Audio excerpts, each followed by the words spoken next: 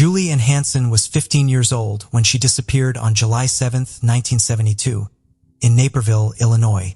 An active student, she sang in the school chorus, played in the school band, and taught Sunday school. On that fateful summer evening after school, she borrowed her brother's bicycle to ride to a baseball game, a trip from which she would never return. Her family reported her missing when she failed to come home. Police and community volunteers searched the area near 87th Street and Knock Knolls Road, where they found her abandoned bicycle. The next day, Julie's body was discovered in a cornfield near Modoff Road and 87th Street. The autopsy revealed she had been kidnapped, raped, and murdered, sustaining 36 stab wounds from a sharp instrument.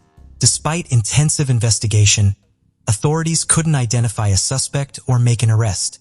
While convicted killer Major Morris was considered, no evidence connected him to Julie's murder. Morris would later murder 16-year-old Roberta Bobby Jean Anderson in September 1973.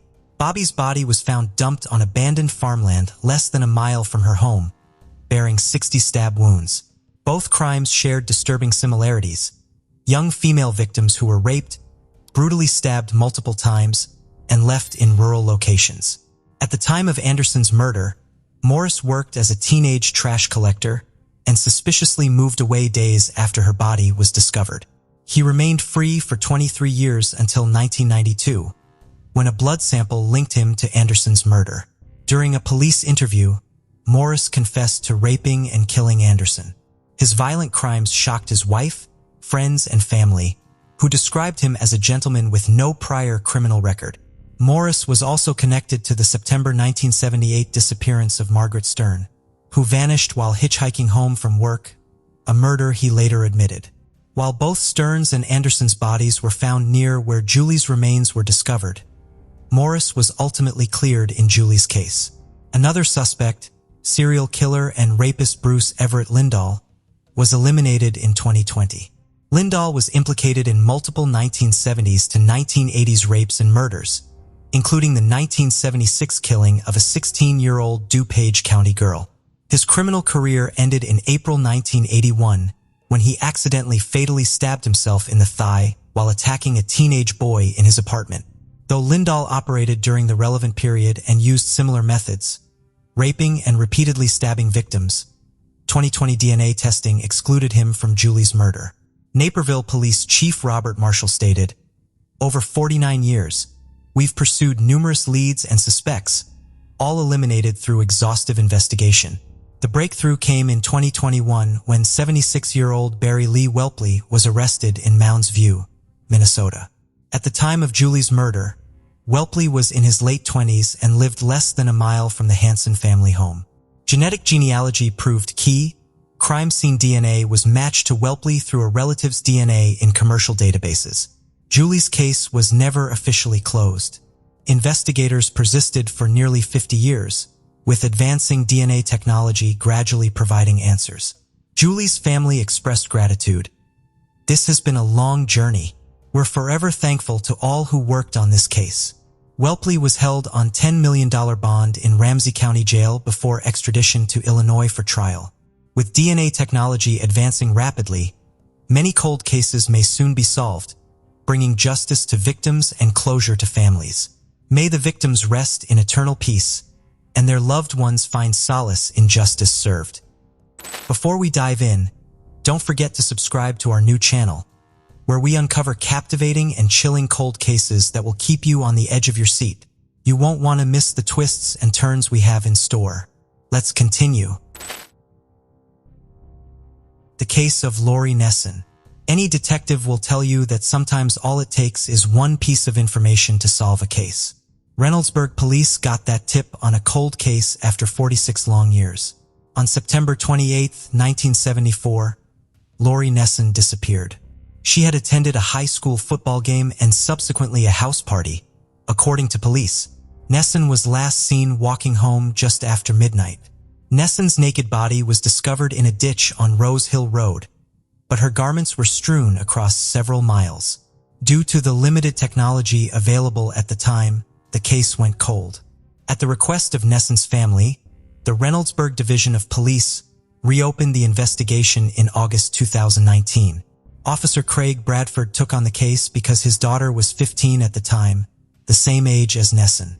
Officer Bradford claims that the more he looked at the files, the more he discovered contradictions. Pictures that, at the autopsy showed some cuts on her lip, things that would indicate foul play. The time of death on Nessen's autopsy also didn't match up with when the teen was last seen. Bradford presented his findings to the Franklin County coroner in February 2020, who agreed to investigate the case. A few months later, the coroner's office amended Nessen's cause of death to undetermined homicidal violence. Then, in December, a local news channel broadcast an update on Nessen's situation. After the program aired, someone contacted him with information that night. The caller was Karen Adams' cousin, and she said the news article about Lorie's death was quite similar to her cousin's homicide. A similar case had happened 6 months after Nessen's death, on March 9, 1975. Adams, then 17, was walking from her Whitehall home to a friend's house when she disappeared. The next day, her body was discovered in a ditch on Vengert Road near Black Cloak. The similarities were too strong to ignore. The authorities contacted the Franklin County investigator who was in charge of the Adams case, which had been solved in 2011. Franklin Clark added, "They drink, drive about the city, go anywhere they pleased, and approach girls and young ladies who were alone." Robert Meyer was 70 years old when DNA evidence linked him and Charles Weber to Adams' murder in 2011. He was apprehended by authorities in Cincinnati. He was sentenced to 15 years to life in prison, but he died in prison just a few years later. Weber, on the other hand, was already deceased and cremated, but his son submitted a cheek swab that revealed his DNA, proving his involvement in Adams' murder. Meyer and Weber were identified as the men responsible for Nessen's death by the Ohio Bureau of Criminal Investigation. Nessen's family is understandably troubled by the fact that her sister's final moments were probably spent in terror at the hands of two men they will never meet. According to investigators, Meyer and Weber both had a criminal background that put them in the old Ohio penitentiary in the 1960s. Meyer was sentenced to 10 years in prison in 1963 for murdering a man with a hammer. Weber was jailed for robbery. Following their release, the two moved in together and lived in Whitehall in 1974. Both men were convicted 3 years later of raping and kidnapping at least 2 women in the Toledo area. According to the investigator, one thing is certain. They were serial murderers and rapists. They would lure victims into the car, joyride with them, and then sexually assault and kill them. Of course, knowing what they did to Lorie and Karen, and knowing that there were about 6 months between that and then they were up in Toledo a year later, they surely would have had plenty of opportunities to victimize other young girls. The police are actively seeking information regarding similar cases from that period. Nessen's family expressed hope that her cold case will provide hope to other families. "I sincerely hope that this opens the door for other families who are waiting for answers," said her sister. "No one should have to wait 40 to 46 years for anything." The discovery of Stephanie Isacson's schoolbooks was the first clue that she had been murdered. They were discovered by her father while searching for her at a desert lot a half-mile from her home. His 14-year-old hadn't returned home from school on June 1, 1989. When Isacson called El Dorado High School, he discovered she had not been able to make it to class that day. Stephanie had been bludgeoned in the brush near the residential area of Stewart Avenue in Lynn Lane, where a Las Vegas police dog found her at 11 p.m. She had been sexually assaulted and strangled to death. Isacson went home after the coroner had departed the parking lot and dialed a local radio station, telling them to play her favorite song, "Wind Beneath My Wings" by Bette Midler. The case would remain unsolved for the next 32 years.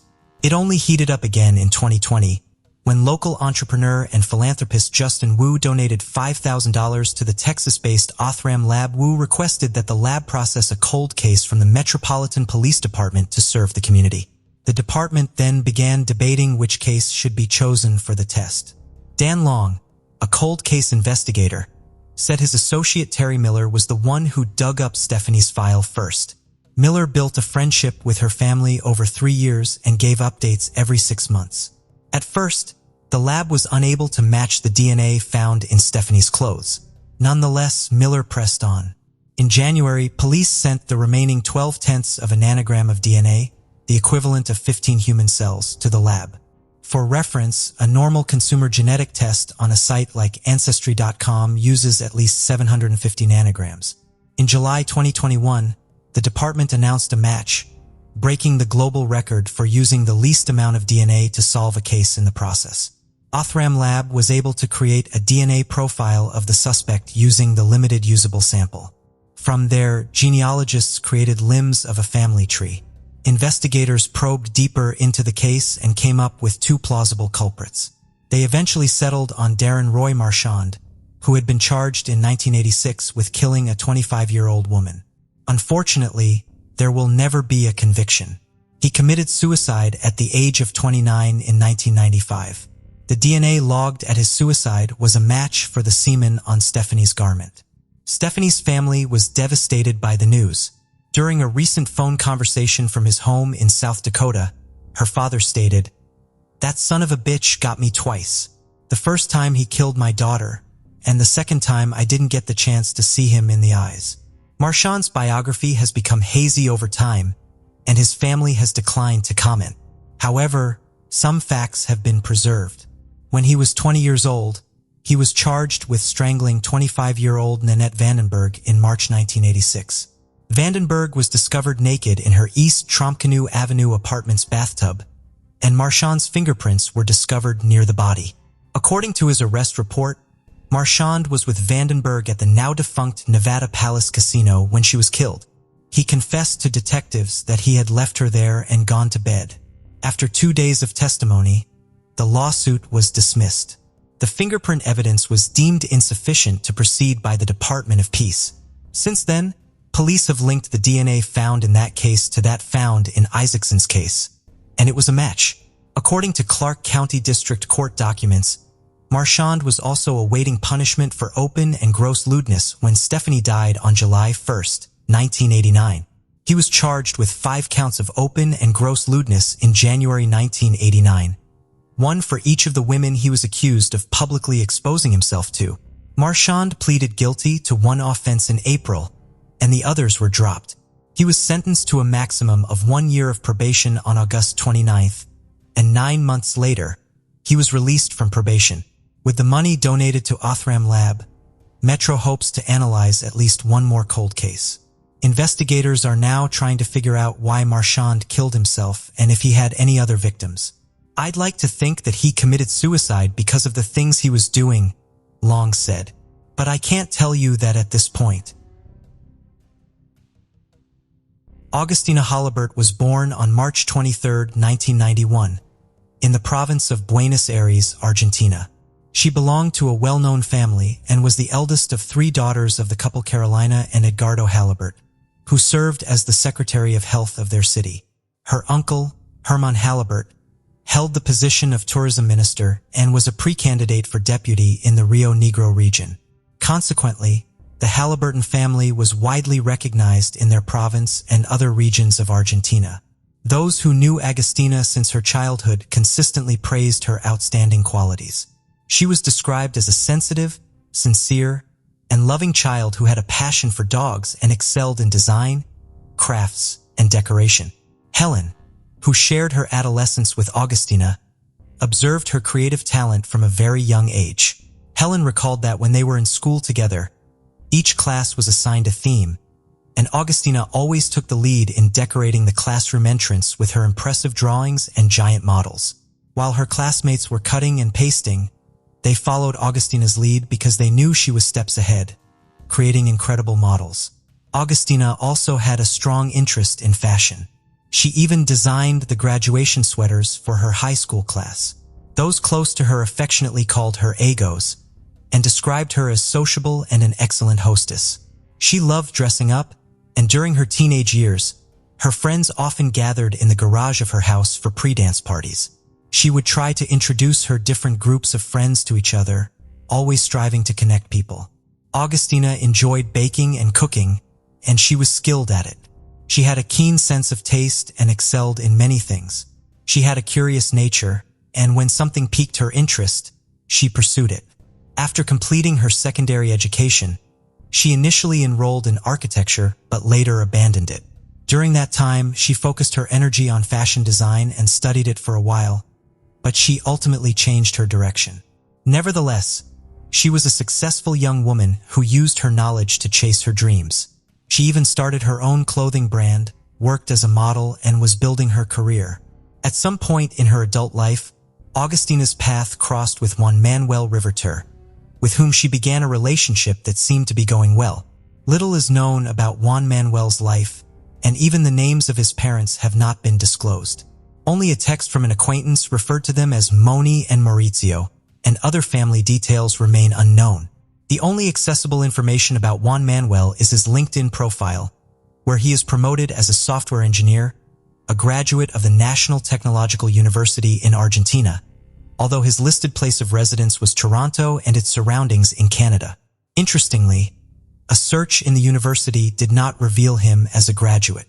Instead, a resolution from the university's Superior Council in 2017 stated that he had not passed 2 subjects during the periods of February 2008 and February 2009, which led to him losing his status as a regular student in the field of information systems engineering. Augustina and Juan Manuel's relationship began during the pandemic and was characterized by ups and downs. According to some of her family members, he exhibited psychological violence toward her and was controlling. However, the situation escalated in the summer of 2021, marked by more serious conflicts and violence perpetrated by Juan Manuel against Augustina. Her father shared that she was deeply affected by the relationship, but with the support of her family, she rebuilt her life and had no contact with him for a whole year. Around September 2022, Augustina decided to move to Mexico, specifically to the picturesque beach town of Playa del Carmen in the Riviera Maya, to further her modeling career. She rented an apartment, leaving behind her comfort zone in her native Argentina and putting a considerable distance between herself and Juan Manuel. In Mexico, Augustina lived by doing advertising appearances as a hostess and engaging in modeling activities. She aspired to travel the world while pursuing her modeling career. She loved Playa del Carmen and was genuinely happy there. She found work quickly and was thriving. She had many friendships and the support of a childhood friend who was also living in the area, so Augustina was not alone. Furthermore, she brought her dog with her for emotional support. Augustina's passion for travel was evident in her social media posts. Brazil, New Zealand, China, and European capitals like Madrid, Paris, London, and Brussels were some of the destinations that Augustina had the pleasure of visiting and sharing with her 16,000 followers on Instagram. One of her future plans was to move to Europe. Candela, Augustina's 21-year-old sister, had come to spend the summer in Playa del Carmen. She wanted to enjoy the beautiful Mexican beach area and be close to her older sister. The two decided to share the apartment where Augustina lived because it had 2 rooms and they would be comfortable. In December, Augustina's ex-boyfriend, Juan Manuel, reappeared. He came to visit her for the holidays, they reconciled, and he stayed to live with both girls. Candela would never have chosen to share an apartment with her sister's boyfriend, but things happened so quickly that before she realized it, the man was settled in Augustina's room. In her recent conversations with her family, Augustina admitted that they had decided to rekindle their relationship and announced that they planned to move to Spain. However, the peace in their relationship was always short-lived. On Thursday, February 16th, there was a major argument because Augustina had discovered infidelity. The atmosphere in the apartment was extremely tense. On the afternoon of Friday, February 17th, 2023, Candela left her sister alone with Juan Manuel. When she returned the next day at 7 in the morning, she tried to enter her sister's apartment, but the door was locked. She asked the building's doorman if there was any way to enter, and he informed her that screams and a fight had been heard in that apartment during the night. The police had been called twice due to the neighbors' complaints. Candela went back to the apartment and insisted on trying to get in. She entered the access code, but it didn't work. The door was locked from the inside, so she had to knock. After persisting several times, her sister's boyfriend finally got up and opened the door. Almost immediately, Juan Manuel asked Candela where Augustina was, and she criticized him, saying how could she know where her sister was if she had left the previous evening, leaving the couple alone. She insisted that he should know where Augustina was, but he replied that she was sleeping. While they argued, Augustina's small dog began barking, and Candela followed the sound to the bathroom of the apartment. There, she found Augustina with a bathrobe belt around her neck, tied to a hand towel holder that was only 4 feet high. Agostino's sister and her boyfriend untied her and brought her to the living room, where they attempted CPR, but Agostino was already dead. Candela then called the police, and the forensic experts examined the scene and took the body to the morgue, where an autopsy was performed, and she was immediately cremated. The case was initially classified as suicide, and it was considered closed. However, despite the decision of the Mexican justice system, the Halliburton family suspected that Agustina's death was actually a murder committed by her boyfriend, and they had their reasons. In late February, Edgardo sent a letter to the Foreign Ministry. The letter, which reached the office of the Minister of Foreign Affairs, requested action from the competent authorities in Mexico and explained that the family had experienced a situation of helplessness regarding their daughter's death. He detailed that the judicial procedure was riddled with shortcomings because none of the basic protocols were applied to investigate the real causes of her death.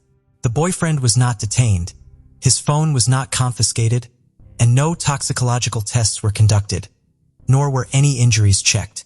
In addition to all this, the family had no access to the case. Despite efforts by the Argentine consul to obtain copies of the proceedings, he was unsuccessful. Meanwhile, Edgardo recalled that the Foreign Ministry had an obligation to investigate and punish violence against women and to guarantee the family's right to clarification regarding the circumstances surrounding Augustina's death. Regarding this ongoing case, the Foreign Ministry's action is of utmost importance because, given the conditions of the investigation in Mexico, Juan Manuel is free to act. Since Augustina's death was classified as suicide, her partner's legal situation is not compromised at the moment, which is why he is not considered a fugitive but a person of interest for the family. However, it is essential to bear in mind that both Augustina and Juan Manuel are Argentine citizens, and the Foreign Ministry must ensure the rights of both individuals, even if it is proven that the man committed the crime of which the family of the deceased influencer accuses him. On her part, Carolina, Augustina's mother, embarked on a crusade in the media to seek justice and put pressure on Mexican investigators. She denounced the violent relationship between the victim and her partner. Carolina asserted that her daughter was killed by her boyfriend, and she mentioned in a televised interview that her daughter had been tortured, burned, abused, and beaten, including blows to the head, all prior to her death. She was convinced that he had staged the supposed hanging from a towel rack. Agostino was a tall girl, and she was dressed and ready to go out when Candela found her. According to Carolina, nobody who is contemplating suicide takes the time to get dressed up. She recalled that Juan Manuel had a history of violence. During a press conference shared on social media, it was revealed that the couple had been dealing with ongoing issues that had been kept a secret. She mentioned that the man had never inspired trust, and 2 years earlier, they had rescued Augustina from the apartment she shared with Juan Manuel after a physical assault on her part. She stated that if they hadn't gone to rescue her that day, her daughter would have lost her life at that moment. After that violent incident, Augustina chose not to report it, and her parents decided to respect her decision, although they believed it was best not to let such incidents go unreported to the authorities. The consequences of not taking action at that time were felt 2 years later in Mexico. According to her mother's account, on Friday, February 17th, Augustina sent a message at 2:30 p.m. saying that she felt ugly and believed that she did not deserve a man who would hurt her. Carolina's provided support from afar and encouraged her to leave the apartment. She reminded her that there was no need to be with that man. She advised her to kick him out of the house and not even get upset about a person who wasn't worth it. In her opinion, her daughter, by returning to that violent man, had played a risky card, and it ended badly to her regret. The model's uncle, Herman, stated that Juan Manuel's parents had contacted the family and promised to cooperate. However, the dialogue ended when the man did not show up for a Zoom meeting where he was supposed to share his version of the events. Regarding this absence, Carolina said that he had remained in hiding but was likely listening and watching everything to stay informed about the case. In her view, he would have given his version if he had nothing to hide. Angry and frustrated, she said that Juan Manuel's parents were responsible for covering up what she considered a monster. On March 8th, International Women's Day, there were marches in Mexico and Argentina demanding justice for Augustina. This increased pressure on the Mexican prosecutor's office, which announced that it would investigate the death of the Argentine model as a possible femicide. This decision was based on the autopsy report, which showed signs of head and facial injuries, multiple lacerations on the body, and bruises consistent with sexual abuse. A forensic expert hired by the Halliburton family analyzed the official report and pointed out various signs of violence, such as punch marks on the mouth and a significant head injury. Additionally, the forensic expert noted lacerations in several parts of the body and internal and external hematomas, suggesting recent and non-consensual sexual activity. However, the only available evidence is this forensic report because, as mentioned earlier, the Mexican authorities proceeded to cremate Augustina's body shortly after classifying the case as suicide. Following the mobilizations on International Women's Day, the Mexican justice system announced that it had reclassified the case, originally labeled as suicide, and had begun investigating it as a possible femicide. The family's lawyer stated that the case had been referred to a special unit equipped to handle such cases. She further accused the main suspect, Juan Manuel, of attempting to stage a suicide and highlighted signs of violence at the scene. The apartment was locked from the inside. There were visible injuries on both the victim and her partner. A table light was found out of place and on the floor, and 2 calls had been made to the police the previous night. She also criticized the judicial investigation, revealing that the crime scene had not been properly secured, contrary to protocol. It was essential for the scene and the victim's body to be preserved until the investigation concluded. She added that due to numerous errors, information that could have been obtained from the devices was lost since the perpetrator took the cell phones and all the data with him. The investigation into Augustina's violent death in Mexico promises to be a challenging journey for the family, which has been following the case from Argentina, more than 7,000 kilometers away, with a different legal system and culture. New statements were made by the prosecutor of the state of Quintana Roo on March 13, 2023, asserting that the Argentine model and influencer had taken her own life perishably and scientifically. These declarations were made during a press conference held by the security cabinet of that Mexican province. The prosecutor detailed that there was a history of violence both before and during her relationship with her partner. He stated that it could not be ruled out that Juan Manuel might have induced her to take her own life, and that could be a matter of investigation. When questioned by journalists about the cigarette burns on the woman's body, he assured that these injuries occurred before her suicide. He explained that there had been violence the night before her death between her and her partner, and there was sufficient evidence of this. Regarding Juan Manuel, the prosecutor stated that he had been interviewed by the investigative police, and at that time, they did not have enough evidence for an arrest or any other legal action against him. However, this did not mean that he would not be pursued later if a connection to Augustina's death could be established. Edgardo, Augustina's father, insisted on the need to change the classification of the case, as their lawyer had found numerous pieces of evidence to classify it as femicide. When asked by an Argentine media about the prosecutor's statements, Herman, the victim's uncle, expressed that they were not surprised that the Attorney General was defending the suicide theory because acknowledging that there were many elements suggesting femicide would mean admitting their failures.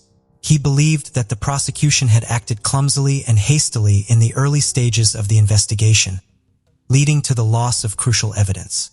However, as the case was transferred to the specialized unit, it indicated that something had gone wrong, as it is not common to replace a team that had performed well.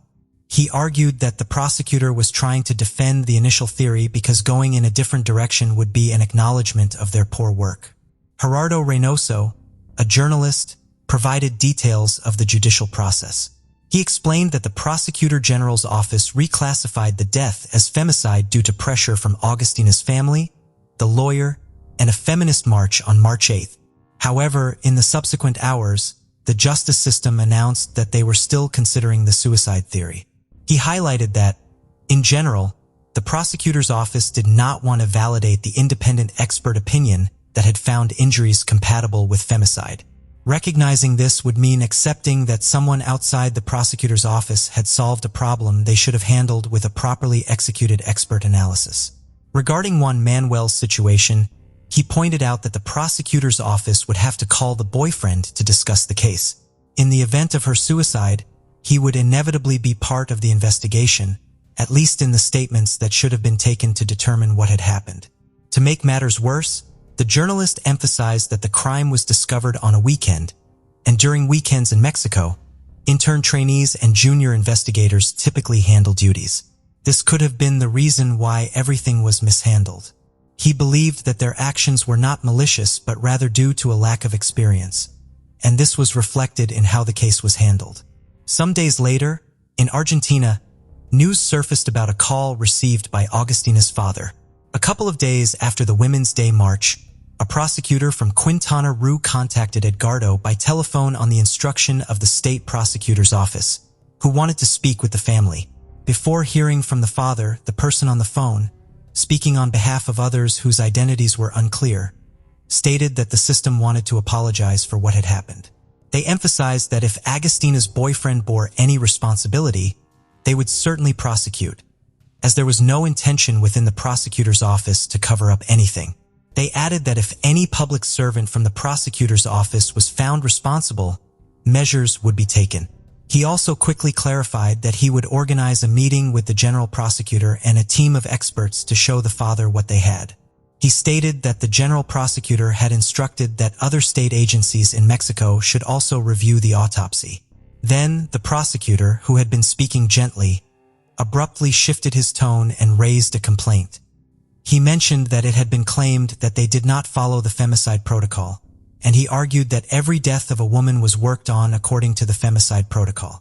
Edgardo also dropped the formality and transitioned from being a grieving father to one demanding justice for Augustina.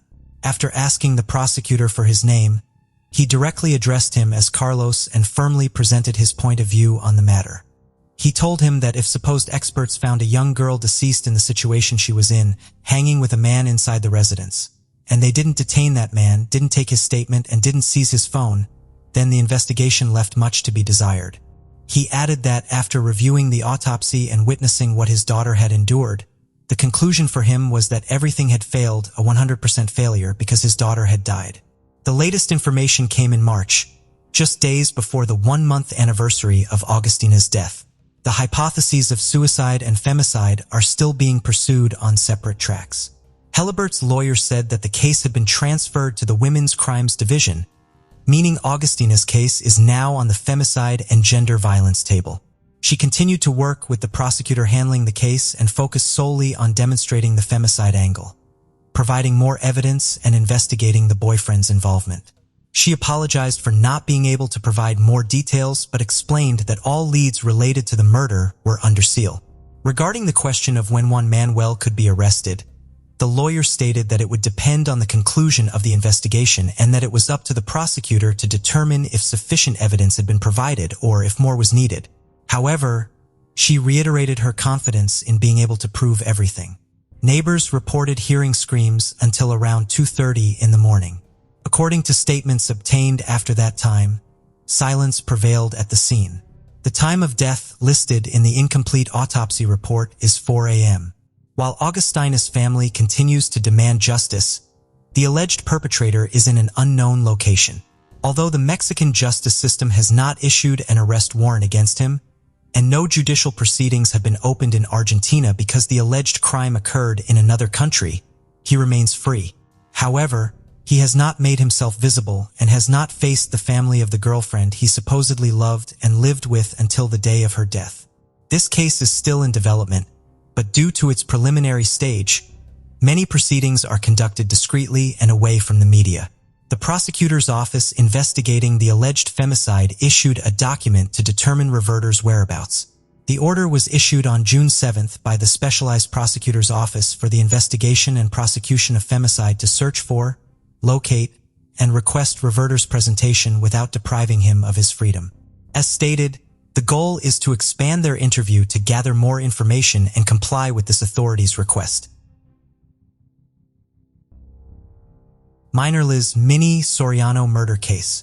It was a chilly winter day in 1999 when a 13-year-old girl, Minor Liz Soriano, aka Minnie, never returned home from school. She was in 7th grade, very smart, and considered a bit mature for her age. Minnie loved poetry and had a deep fascination with rainbows. After several days of being missing, this flower-like girl was found dead in a dumpster in the Bronx, New York. She was found stuffed in a bag inside the garbage bin. Although the medical examiner initially dismissed the possibility of sexual assault, traces of semen were later found on Minnie's sweatshirt.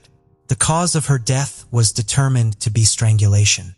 The NYPD formed a task force in 1999 to investigate the case, with Detective Michael LeGiovane as one of the lead officers. What followed was an intense round of interrogations involving both close and distant acquaintances of Minnie's family. DNA testing was conducted extensively, with samples taken from Minnie's clothing, hair, and nails, but the results showed no matches. New York City Chief Medical Examiner Dr. Barbara Sampson said, "The hardest cases we deal with as medical examiners are those involving children. What was done to her has haunted me for nearly 20 years. When it's a homicide like this, and there are no solid leads, that's the most troubling kind of case for us." After a year of intensive investigation with no conclusive findings, the team lost momentum, and the case went cold. However, nearly 2 decades later, the NYPD reopened the case under Raymond, a first-grade detective in New York. They conducted numerous inquiries, interrogations, and investigations until they developed a plausible theory. Minnie was murdered by someone she knew, not a stranger. Using the latest familial DNA testing technology, a major breakthrough was made. Once the DNA results came in, detectives narrowed the search to 5 relatives of Martinez, people who could have been connected to Minnie's murder. There's one fact about Minnie we haven't shared yet. This bubbly girl had a deep interest in astronomy. One of her classmates revealed that Minnie dreamed of becoming an astronaut, but sadly, that never happened. Detectives obtained her journals and found a list of astronomy websites she followed, proving her passion for the subject. When DNA test results narrowed the suspects to 3 people, one of them being Martinez, aka Jupiter Joe, he became the prime suspect. Why? Because Martinez was on the 1999 list of tenants in the building where Minnie lived with her family. Thanks to advanced DNA testing, investigators made a crucial discovery. Martinez's DNA matched the semen found on Minnie's sweatshirt. Martinez, popularly known as Jupiter Joe, earned his nickname by giving improvised astronomy lessons to children worldwide. He even had a YouTube channel where he uploaded astronomy-based videos. This seemingly good-natured man was, in reality, the monster behind little Minnie's murder. He brutally killed her by strangling her neck and attempting to sexually assault her. When Minnie died during the attack, the cold-blooded Jupiter Joe callously dumped her body in a Bronx dumpster. Martinez believed he had escaped justice. After all, the NYPD hadn't caught him for over 22 years. But now, at 49 years old, Jupiter Joe was finally arrested. Detective Raymond said the arrest was a tremendous relief. "I hope she's smiling at us. I hope she sees all the people who cared and knew she wasn't forgotten. Now, Minnie can rest knowing her murderer will rot in prison. Justice prevails." The Bonnie Baker murder case dates back to June 1998, when Bonnie Baker was last seen alive. She had a lively personality and had gone partying with her friends at the Fort restaurant in Morrison to celebrate her pay raise at work. And guess what the most horrifying thing is? Her body was not discovered until the following year. Only in 1999 was her body found on Navajo land. But this is not yet the end of the mystery. Sadly, the identification process of the skeletal remains took another 14 years. An unknown woman dialed 911 to inform police that a woman had been murdered in her apartment on Louisiana Avenue. She even told the Denver police that the suspect, Crespin Nane Perez, Bonnie's boyfriend, was heading toward Mexico with the victim's body stored in the trunk of his car. Later, on July 1st, 1998, a major breakthrough occurred. Police located a red geoprism that had crashed near Globe, Arizona. Strikingly, the car matched the description provided by the caller. Officers examined the crash site and found blood evidence in the trunk. Yes, things only grew murkier from there. The most horrifying moment came on July 31st, 1999, when two boys riding horses discovered a human skull on Navajo land in New Mexico. Along with the skull, other skeletal remains were found. Despite exhaustive forensic analysis and an autopsy, the body remained unidentified, and the cause of death was undetermined. Years passed before, in 2012, the Denver Police Department finally confirmed through DNA that the remains belonged to Bonnie Baker. Upon this discovery, police swiftly moved to arrest her boyfriend, Nane Perez. On the very day Bonnie celebrated her pay raise with friends, Perez had been fired from his job. They worked at the same place. Already enraged by her celebration, he confronted her at the party and snapped. It wasn't until 2021 that Nane Perez was arrested by the Denver Police Department in Mexico. Now, he faces a long legal battle of trials and hearings. Bonnie Baker's soul can finally rest in peace, and we are relieved that she has received the justice she deserved. Gail Baris murder case. A 30-year-old woman named Gail Baris from Battle Creek did not return home after she was last seen at Speed's coffee shop. Battle Creek was shaken to its core by this brutal homicide of the 30-year-old woman. Almost 2 weeks after Gail's disappearance, her body was found by the investigating team. It was on River Road in Emmett Township where the police discovered the remains of the woman. And that was exactly when they learned that Mrs. Baris had been raped and then stabbed to death. There was one person who had not lost hope through this entire ordeal of investigations and inquiries: Mrs. Baris' son, James Baris. He had relentlessly tried to help the police in every way he could. Ultimately, on January 25, 2021, James received the call he had been waiting for several years. He said, "Sergeant Marshall called and informed me that he just received a call from Michigan State Police Labs indicating that it had come through. In fact, some of the early tests ruled Plato out. DNA was still in its infancy, and I have documents that indicated he had been ruled out. However, there were subsequent tests that were conducted on other pieces of evidence, including blood, that came back inconclusive. The police investigated the family and a couple of Gail Baris's friends to see if they could provide any leads. Out of the two friends of Mrs. Baris, there was a person named Mr. Roger Plato, who had already been killed after being shot by the police during a violent confrontation, which occurred 3 days before the police came across the remains of Mrs. Baris. Although Plato's body was cremated, the police had collected his blood sample because this very blood sample helped them trace the murderer of Mrs. Baris. The rapist and murderer was none other than Gail Baris' friend, Roger Plato. The murderer of Mrs. Baris was not found for a long span of 30 years. Eventually, the case turned cold, and nothing came of it. 30 years is a long period, and we can't even imagine how James and his family endured such torment. The lives of the Baris family were changed forever after that traumatic incident, and all they had hoped for was to see the murderer brought to justice. Destiny has its way of punishing people for their deeds, and perhaps that is why Roger Plato died in that confrontation long before Mrs. Baris was even found. I think it is a relief for most of us and a weight off our shoulders just having an answer. And that, to me, was the biggest thing," said Baris. He even said, "I think if somebody was around today, now we'd have to endure a trial, which then creates a lot of other issues. And then we potentially don't get a conviction. And then what? Even with a DNA match, because so much time has elapsed, eyewitnesses have either passed away or they can't be relied upon for their statements 32 years later. So I'm kind of glad it wound up the way it is." In the heart of Buenos Aires, Argentina, a vibrant soul named Natalia Melman came into the world on the 13th of March in the year 1986. She was the third child in a family of 4, comprising 2 boys and 2 girls, born to the loving couple of Gustavo and Laura. Theirs was a comfortable middle-class household, sustained by the hard work of her parents. When young Natalia was just 6 years old, her parents made a life-altering decision. They decided to uproot their family and seek a new beginning in Miramar, affectionately known as the City of Children. The Melman family longed for a serene environment that would connect them with nature, shield them from the hustle and pollution of bustling cities, and enable them to build a harmonious life together. Their journey led them to Miramar on the 7th of November in 1992.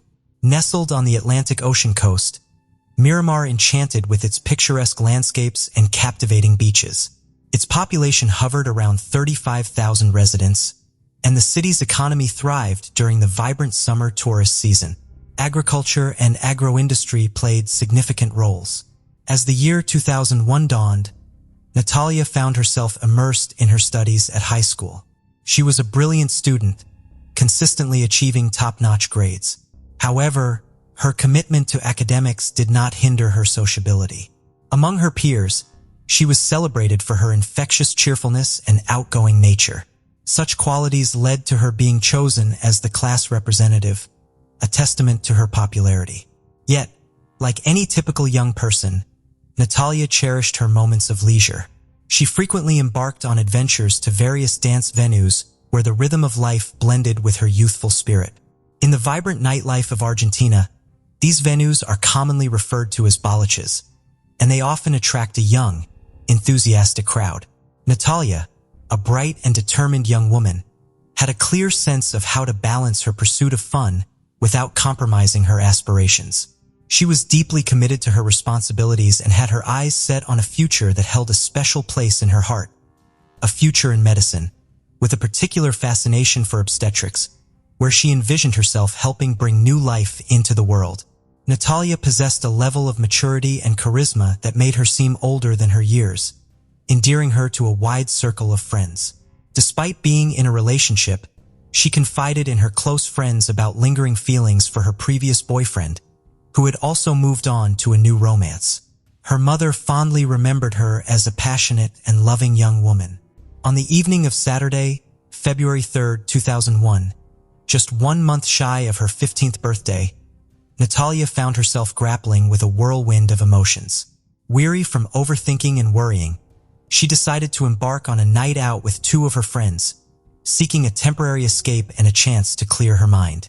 Their night led them through several establishments, beginning with La Cantina, a bar situated just a stone's throw away from Miramar's picturesque pier. Later, they ventured to Amadeus, another bustling locale in Miramar, a short distance from their initial stop. As the early hours of Sunday, February 4th, approached, Natalia unexpectedly crossed paths with her ex-boyfriend, Juan Maximiliano.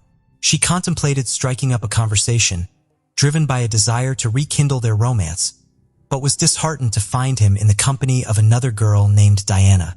Faced with this disheartening scene, Natalia made the decision to leave the bar and head back home.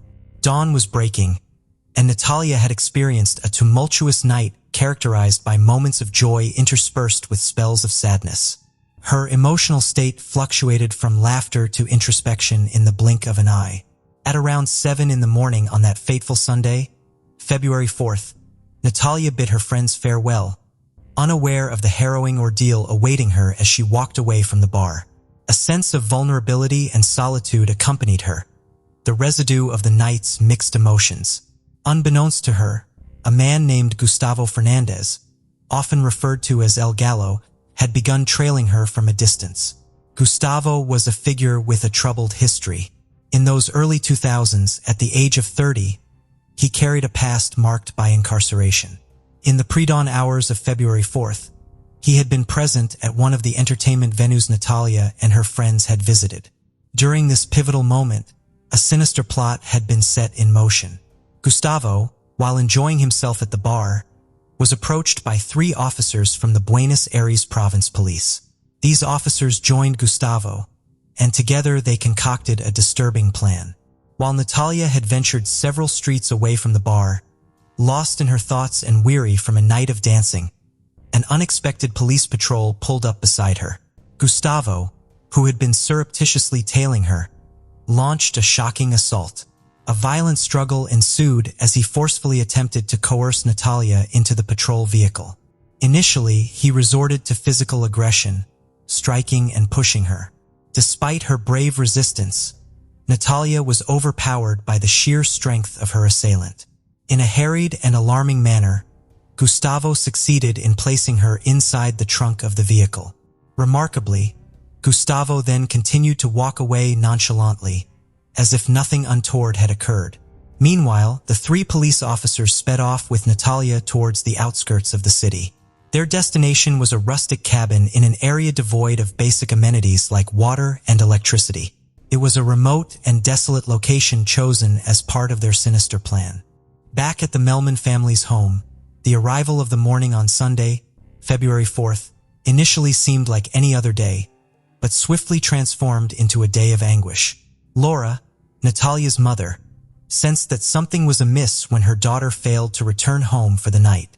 Natalia had always been diligent about communicating her plans and whereabouts, making her absence deeply unsettling. Laura contacted Gustavo, Natalia's father, and together they embarked on a mission to visit Natalia's friends' homes to gather information. Filled with mounting doubts and growing concern, they engaged in conversations with Natalia's friends. It was during these conversations that they pieced together the events of the previous night, including Natalia's movements before leaving the bar. Upon learning about the places Natalia had visited and the events leading up to her departure from the bar, Laura and Gustavo initiated a search. They checked local hospitals, beaches, and various locations throughout Miramar, desperately searching for any sign of their daughter. However, their efforts yielded no results, and as night descended, they were left utterly distraught and without any clues regarding Natalia's whereabouts. In their mounting despair, Natalia's parents made the heart-wrenching decision to report her as missing. When they reached out to the authorities, the officers they encountered classified the incident as a case of a runaway from home rather than a disappearance. This unusual turn of events marked the beginning of a series of suspicions and irregularities that would soon unfold. Gustavo and Laura couldn't bear to think of the worst possibilities. But the unnerving silence from Natalia confirmed that she was being prevented from reaching out to them. Natalia's disappearance was far from a voluntary act on her part. The initial response from the police raised eyebrows due to their apparent lack of urgency in the case. By February 5th, local media outlets had started featuring Natalia's face, and soon, national media joined the coverage, all reporting on the young girl's disappearance. As Natalia's family and friends tirelessly sought answers, witnesses gradually emerged, confirming they had seen Natalia leaving the bar, with Gustavo following her as she moved away. Simultaneously, in a show of support for the family and concern for Natalia's welfare, the Miramar municipality provided Laura and Gustavo with an office space. At that point, they lacked even a telephone to gather information about their daughter. This space became a hub for people to share leads and provide crucial details regarding the case. Laura and Gustavo were determined to uncover the truth surrounding their daughter's disappearance. The office's glass front was covered with posters bearing Natalia's face, serving a dual purpose: to keep their daughter's image at the forefront of everyone's minds and to ensure the confidentiality of those coming forward with information. In the days following Natalia's disappearance, extensive search efforts spanned various areas of Miramar and even extended to Mar del Plata, a locality approximately 20 kilometers away, based on reports of Natalia being seen in the area. The police conducted various operations, interviewed potential witnesses, and established traffic checkpoints. But regrettably, these efforts bore no fruit. Simultaneously, rumors began to circulate, suggesting possible police involvement in Natalia's disappearance. The police investigations extended to another coastal area in the Buenos Aires province, as suspicions grew around certain police officers' roles in the case. Gustavo, initially a witness, gradually faded from his usual places of visit, eventually disappearing entirely.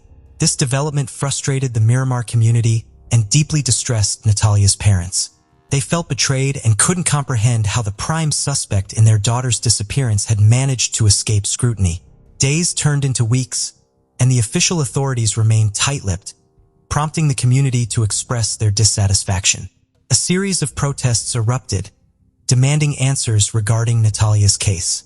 These demonstrations, attended by both locals and thousands of tourists, consistently called for Natalia's safe return, with around 8,000 people marching each night, vowing to stay on the streets until she was found. On February 8, 2001, a young woman was exploring the iconic sand dunes area of Miramar. While traversing the terrain, she made a grim discovery: the lifeless body of a girl just 800 meters from where police had been conducting search operations. The girl's remains were in an advanced state of decomposition and partially covered by clothing. Visible signs of abuse and indications of forced intimacy were evident. A cord was found around her neck, suggesting strangulation. While it was presumed to be Natalia, local forensic authorities had to confirm her identity. Gustavo, Natalia's father, had been away, seeking tracking dogs to aid in the search for his daughter. He learned of the discovery through television news, and the shock and grief were nearly unbearable. Meanwhile, a local resident reported his attempts to search the area near the discovery, but was thwarted by the police. His suspicions of police misconduct deepened when he realized that the body had been found near the location where officers had barred his return to the area. The discovery of Natalia's body ignited public fury in Miramar, exacerbated by suspicions of police involvement. This anger escalated into violence, resulting in significant damage to the police station. The case's prominence compelled government authorities, including the Minister of Security and the President of Argentina, to remove the initial lead investigator in Natalia's case from his duties. As more details emerged, it was revealed that Natalia's body had been found lying face up, bearing signs of severe brutality, including burns on various body parts and evidence of forced encounters with multiple individuals. Forensic analysis revealed genetic material from 5 different men, and her resistance was evident beneath her fingernails, indicating a fierce struggle. Authorities confirmed that Natalia had been held captive for several hours and that her pleas for release had been ignored. Following her death, it was presumed that her body had been kept in the same house where the events occurred for 4 days before being transported to the dunes, where it was ultimately discovered. Given the irregular conditions of the case and the alleged police cover-up reported by the family, it wasn't until September 2002 that the trial took place. 3 out of the 5 murder suspects, the police officers Ricardo Suarez, Oscar Ibanez, and Ricardo Anselmini, were brought to trial, along with a 4th individual, Gustavo Fernandez, who was identified as the one responsible for handing Natalia over. In mid-October of the same year, the Second Criminal Oral Court of Mar del Plata established the guilt of the 3 individuals through skin, saliva, and pubic hair samples. Additionally, traces of soil found on Natalia's shoe were deemed consistent with the soil from the remote house, serving as evidence in the trial. The court sentenced the police officers Oscar Ibanez, Ricardo Anselmini, and Ricardo Suarez to life imprisonment with additional penalties, considering them co-authors of the crimes of aggravated illegal deprivation of liberty, aggravated sexual abuse, and triple qualified homicide with cruelty, treachery, and in collusion with 2 or more persons. Gustavo El Gallo Fernandez was also sentenced to 25 years in prison. There was a law in effect during the time of Natalia's kidnapping and murder that led to further reductions in the sentences of those responsible for the teenager's homicide. They once again sought the benefits of temporary releases, and remarkably, their requests were granted once more, every 15 days, twice a month, and for 12 hours each time. Ricardo and Oscar could leave prison and return to their homes. During one of these instances when he was free, Ricardo unexpectedly encountered Laura in a supermarket. Overwhelmed by anger, she shouted at him repeatedly, labeling him a murderer. But he simply responded with a smile. This incident shed light on the fact that the oversight of the measure granted to the former police officers was inadequate. The permission was intended for them to go to their residences, not to freely roam the city as if they had no pending legal matters. These glaring irregularities provided a strong argument for revoking their benefits. However, due to the difficulty in placing trust in the local courts, Gustavo, Natalia's father, resorted to a hunger strike in front of the Palace of Justice in Buenos Aires, the capital of Argentina. This act of protest yielded results. In a case marred by irregularities, Gustavo managed to have his sentence reduced to 10 years. He was released in 2009, even though he was accused of another murder in Miramar. In June 2018, the trial of Ricardo, an active-duty police officer with over 20 years of service, commenced. This officer had been under investigation since 2002, as he had been partially identified from the DNA samples taken during the investigations. However, he was later acquitted. He faced charges as a co-perpetrator of deprivation of liberty and legitimate freedom, along with the use of violence, aggravated sexual abuse with penetration, in collaboration with 2 or more individuals, and double aggravated homicide, committed to ensure the impunity of the co-perpetrators of a previous crime. He declared his innocence despite the fact that the pubic hair found on Natalia's body matched his DNA by 97%. Tragically, not only was he acquitted, but he was also not expelled from the police force. The judges concluded that the accusation could not be substantiated. However, the verdict faced appeals from the prosecution and Natalia's family's legal representative. On November 13, 2019, the Buenos Aires Court of Appeals nullified that acquittal and ordered a new trial. In the meantime, the criminal defense attorney of 2 former police officers who were incarcerated declared to the media in early 2023. She asserted that her clients, Oscar and Ricardo Alfredo, met the eligibility criteria for parole. During a hearing at the Mar del Plata Court of Appeals, she formally requested their early release. She also emphasized that the prison service reports had been favorable, highlighting that her clients had maintained impeccable behavior, with no records of infractions throughout their incarceration. From her perspective, they had already served the requisite time as mandated by the law. Once again, the parents of Natalia, ever watchful, attended the hearing and voiced their plea against the early release of the 2 former police officers convicted for their daughter's tragic fate. Fast forward to mid-May 2023, Ricardo, one of the police officers, age 65, received a life sentence for his involvement in the abduction, sexual assault, and murder of Natalia Melman. Following the court's verdict, Laura expressed that the quest for justice continues, awaiting the identification and prosecution of the 5th individual involved. She made it resoundingly clear that her maternal determination knows no bounds, and that the fight for justice will persist until all those responsible for Natalia's untimely demise are held accountable.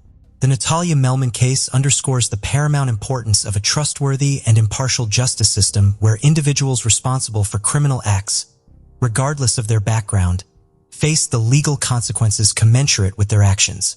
The unwavering dedication of Natalia's parents played a pivotal role in ensuring that justice ultimately prevailed, preventing corruption and a lack of transparency within certain law enforcement circles from obstructing the pursuit of truth and accountability. Natalia's mother has reiterated again and again, "Our battles do not waver. While we cannot bring our daughter back to life, we must relentlessly pursue the 5th individual involved. It is through collective strength that we continue our pursuit of justice." Emma Jane Walker was a 14-year-old high school student. She was a delightful young lady with a very close-knit family and friends who loved her to death. Emma got admission into the Knoxville Central High School, Tennessee, just 2 years before her death. Her friends described her as having a bubbly and fun personality. She was the only one in her junior year to get selected for the Central High cheerleading team. She had a bright future and she wanted to become a nurse. Amidst her charismatic personality, craved love. Therefore, while cheerleading, she caught the attention of William Riley Gall. William was 2 years older than Emma and was a star football player of his team. At that time, Riley was already dating a girl, but broke up with her to be with Emma. It was a perfect love story. A popular football player and a cheerleader, they both seemed to be head over heels in love with one another. Emma's friends described Riley as a bit shy but extremely possessive about her. Their love story made Central High's headline as Emma kept posting on social media how happy she was with her boyfriend. Emma's parents also described Riley as a very sweet and generous guy who always made their daughter laugh. Despite their approval of Riley, they kept a close check on their daughter's phone so the couple wouldn't cross any limits.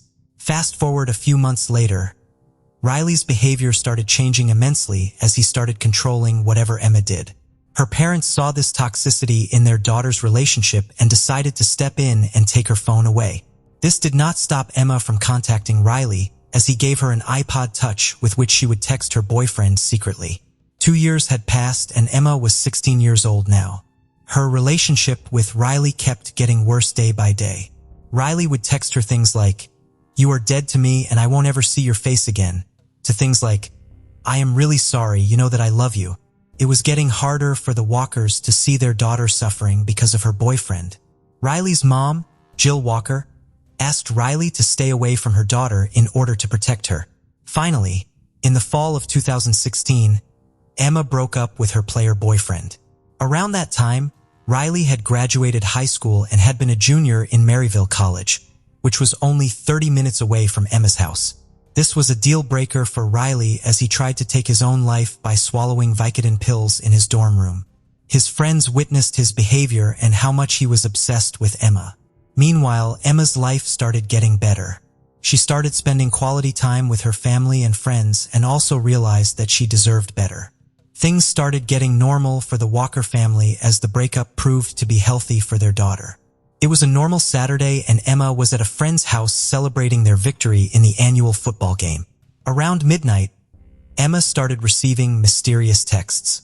The text asked her to come outside alone or they will kill someone she loved deeply. She told her friend Zach about these anonymous messages, and he suspected that it would probably be Riley trying to get back together with Emma. Terrified by the text, Emma and Zach went out and found a man lying face down near a ditch. To their surprise, it was Riley. He told Emma and Zach that he had been kidnapped and did not remember anything, as he was unconscious. Nobody believed him and said that he was doing this just to get sympathy from Emma. A day or two had passed when Emma had been home alone and saw a man in a black hoodie standing outside her window. She was terrified and texted Riley out of fear that, "I hate you, but I need you right now." He got a text from Riley that he was speeding over to her house to save her. Jill Walker came back to check up on her daughter and found Riley sitting in her front yard. She got furious and asked Riley to leave her property immediately. Emma told her mom the entire situation and asked her to be gentle with Riley, as he was only there to help her. Emma's friends again suspected that the mysterious man who was stalking her was none other than Riley himself. Following the days after this incident, Emma's parents never left her side as they were scared for her daughter. By Sunday night, everything had gotten back to normal. November 21st, 2016, it was a normal Monday morning when Jill Walker went into her daughter's room to wake her up for school. To her surprise, her daughter had no pulse. She freaked out and called 911 immediately. The ambulance came and rushed Emma to the nearest hospital, but it was too late. Emma was already dead. The hospital observed that she had been killed due to gunshots. The demise of a 16-year-old girl's death with a notably bright future made headlines throughout Tennessee. The investigations began as the Walkers and the entire Central High was mourning the loss of Emma Walker. Many condolences came in, including Emma's ex-boyfriend. He started posting her photos on social media, claiming how much he misses her and hopes that she would be in a better place. During the investigation, the police found 2 bullet holes outside Emma's room. The doctors told the police that Emma had been shot twice and 1 bullet had hit her ear, killing her instantly with the second one hitting her pillowcase. The police started interviewing all the suspects and one name kept coming up: William Riley Gall. Emma's parents and friends testified that Riley had been trying to scare Emma to get back with him. Riley's college roommate made a statement that the night before Emma's death, Riley had asked him how to remove fingerprints from a gun. This intrigued the police and they started investigating more about the 18-year-old college student. Riley had shared a secret with his friends that after he got kidnapped, he had taken a gun from his grandfather in order to protect himself. This made suspicions grow on him excessively. When the police checked out the records, it came out that Riley's grandfather had reported about his gun being stolen. There was no room for confusion anymore. Noah and Alex were Riley's best friends. They were also helping the police solving Emma's murder. The police asked the pair to secretly record Riley in trying him to confess murdering Emma. They both agreed and asked Riley questions about the homicide. Riley asked his best friends if they would help him get rid of the gun in the Tennessee River, as he could go to jail because of that. It was all clear at this point that Riley was the one who murdered his ex-girlfriend. The police took him into custody and asked him questions regarding the murderer. He kept denying it, yet his phone location showed otherwise. It was seen that Riley was outside Emma's house the night she got killed. It was 3 a.m. in the morning when Riley was seen going back to Maryville College. Along with that, the police also found black clothing and shoes in Riley's car, making it clear that it was him who was stalking Emma. The proofs were crystal clear, and 48 hours after Emma was murdered, Riley was in handcuffs. The trial of Riley Gall began, and it was argued that Riley was Emma's hero. And it was just as clumsy act to scare Emma off so she would come back together with him. His intentions were never to kill her. This verdict did not come through, and eventually the jury made its final decision. William Riley Gull was charged with the offense of first-degree murder, as well as talking, theft, and being in possession of a firearm. He was sentenced to prison for lifetime with a maximum of 52 years to be even considered for parole. The case of Rui Pedro Teixeira. This horrible case took place in Lausada, a village situated in the northern region of Portugal, a location known for its vineyards, renowned green wine, and its distinction as the youngest population in the country. Nestled in the heart of the municipality bearing the same name, this village is in close proximity to the northwest coast of Portugal, a hub of summer enjoyment for tourists, hailing from various corners of Europe. Within this quaint village, on January 28, 1987, Rui Pedro Teixeira was born. His parents, Filomena and Manuel, lauded his lively and jovial nature, along with his remarkable creativity and imagination. In a nutshell, this family, complete with their youngest daughter, Karina, led a harmonious and contented life. Rui Pedro was a bundle of energy as a child. After completing his daily school assignments, he engaged in spirited soccer matches with his beloved cousin, Andre, and other local children. His aspiration was to become a professional goalkeeper, and thus he consistently played in that role. Among the boys, other pastimes was cycling, and he could often be spotted zipping through the village to ensure he reached his daily math tutoring sessions punctually. However, one shadow cast over his otherwise serene childhood. Rui Pedro grappled with epilepsy. Manuel and Filomena were the proprietors of a dragging school. One day, an ordinary young man named Afonso Dias arrived at the academy with aspirations of obtaining his driver's license. Filomena swiftly discovered that Afonso was facing financial hardship. Renowned for her exceptional empathy, she immediately sought ways to assist him. Initially, she provided him with clothing, and as their bond deepened, she extended the opportunity for him to work at the school, enabling him to earn extra income. 3 years passed, and thanks to Filomena's kindness, Afonso became a truck driver at just 22 years old. The family trusted Afonso so much that they relied on him to pick up Rui Pedro and Karina from school and bring them back home. To do this, Afonso used his brother's car, a Fiat Uno, as they spent time together every day. An unusual friendship blossomed between Afonso and Rui Pedro. The family didn't think it was strange, especially because Afonso had a youthful and childlike personality, which made him and Rui Pedro feel like brothers. However, the maternal grandparents viewed their relationship with suspicion. Manuel, on the other hand, was concerned about Afonso smoking around the child, and considered him a bad influence. Worried about the consequences of this friendship, Manuel talked to Filomena about it, but she was convinced of Afonso's good character and believed he meant no harm. In the end, like in any good marriage, they reached a compromise, with Filomena agreeing to keep an eye on their interactions. On March 4, 1998, around 2 p.m., Rui Pedro rode his bicycle to his mother's workplace, which was just a few blocks away from home, to tell her that Afonso had invited him for a ride in his brother's car. Filomena wasn't happy about the idea and told him not to go. Instead, she sent him to a nearby field where his friends were waiting to play soccer, emphasizing the importance of making it to his 5 p.m. class on time. Though he was initially disappointed, Rui Pedro obeyed. He removed his bicycle helmet and headed to the soccer field. When he arrived, he found his friends, except for Joa Andre, whom his mother didn't allow to go out. Surprisingly, a black Fiat Uno driven by Afonso pulled into the field a few minutes later and stopped beside Rui Pedro. They had a short conversation, and then the child put aside his bicycle helmet, got into the car, and bid farewell to his friends through the passenger window with a simple gesture. Between 5 and 6 in the afternoon, a phone call shattered the family's peace and marked the start of the Teixeira family's worst days. Rui Pedro's tutor called to inform them that the boy hadn't attended his class. This was highly unusual since Rui Pedro had never missed a class before. Panic set in as his parents feared that an unexpected epileptic seizure might have rendered him unconscious, potentially causing severe brain damage if he didn't receive prompt attention. The news quickly spread throughout the village, and concerned residents sprang into action. They organized small search teams to cover the entire town. Soon, they found their first clue. A neighbor reported that around 3 p.m., he had spotted Rui Pedro's bicycle hidden among the bushes near the soccer field where he had been playing.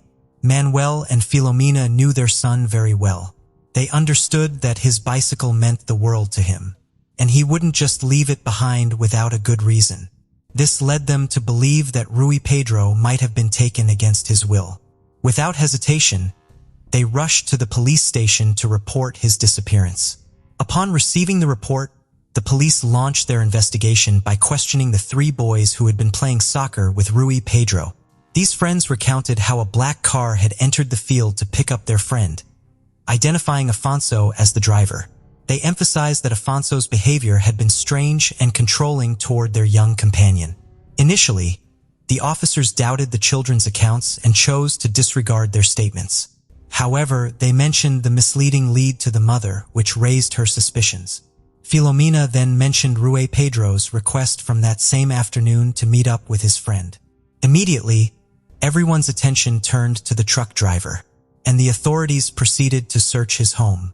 Afonso welcomed the officers who wanted to ask him some routine questions. As the last person who had seen the child, his statement could provide crucial information. However, the truck driver remained unusually calm and claimed not to have seen Rui Pedro. His reaction raised suspicion among the agents, given the numerous testimonies they had collected. Consequently, he was taken to the police station for further questioning. Once at the precinct, Afonso attempted to offer an excuse. He mentioned that his brother had asked him to take the car for its annual inspection, a mandatory requirement in Portugal for vehicles over 8 years old.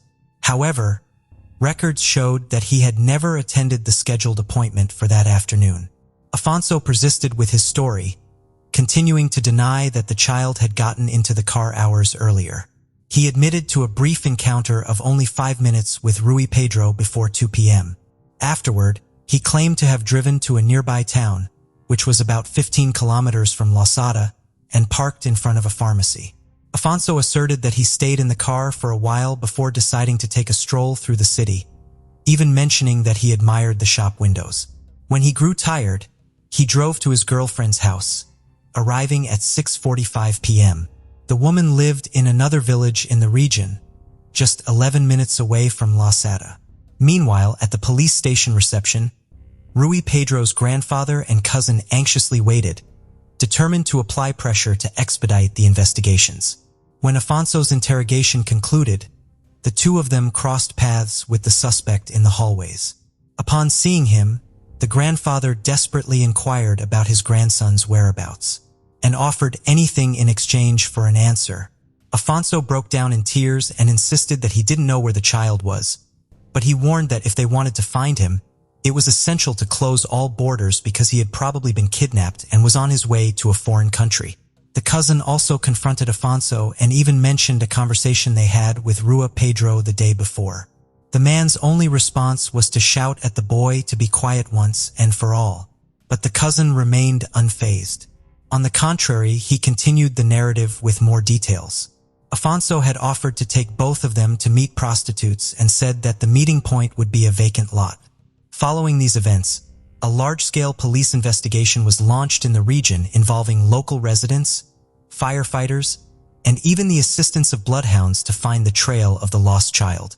The officers believed that the boy might have had a seizure and was unconscious somewhere in the village. Or maybe he had simply wandered far away and couldn't find his way back. In summary, they considered it a case of a search and rescue, ruling out the hypothesis of kidnapping. Rui Pedro's family was outraged by this approach to the case. Due to the extensive dissemination of Rui Pedro's images in the local media, a sex worker recognized his face and contacted the local police. She stated without hesitation that on March 4, 1998, a black car had stopped in front of her on a desolate road. The driver offered her $10 to have sex with the little boy who accompanied him. She asked how old the boy was, and the man replied that he was old enough. The woman took him behind some bushes by the side of the road and looked for a private place where no one could see them. There was no sexual contact. The little boy was very terrified, crying nonstop and repeating over and over again that he wanted to leave. Seeing the child in such a distraught state, the sex worker couldn't help but feel compassion for him. She spent around 15 minutes trying to comfort him. She hugged him tightly and assured him that everything would eventually be all right. Amidst his sobs, he confided in her that he had been forced to attend that meeting. After emerging from the bushes, the child got into the car, and that was the last time she saw him.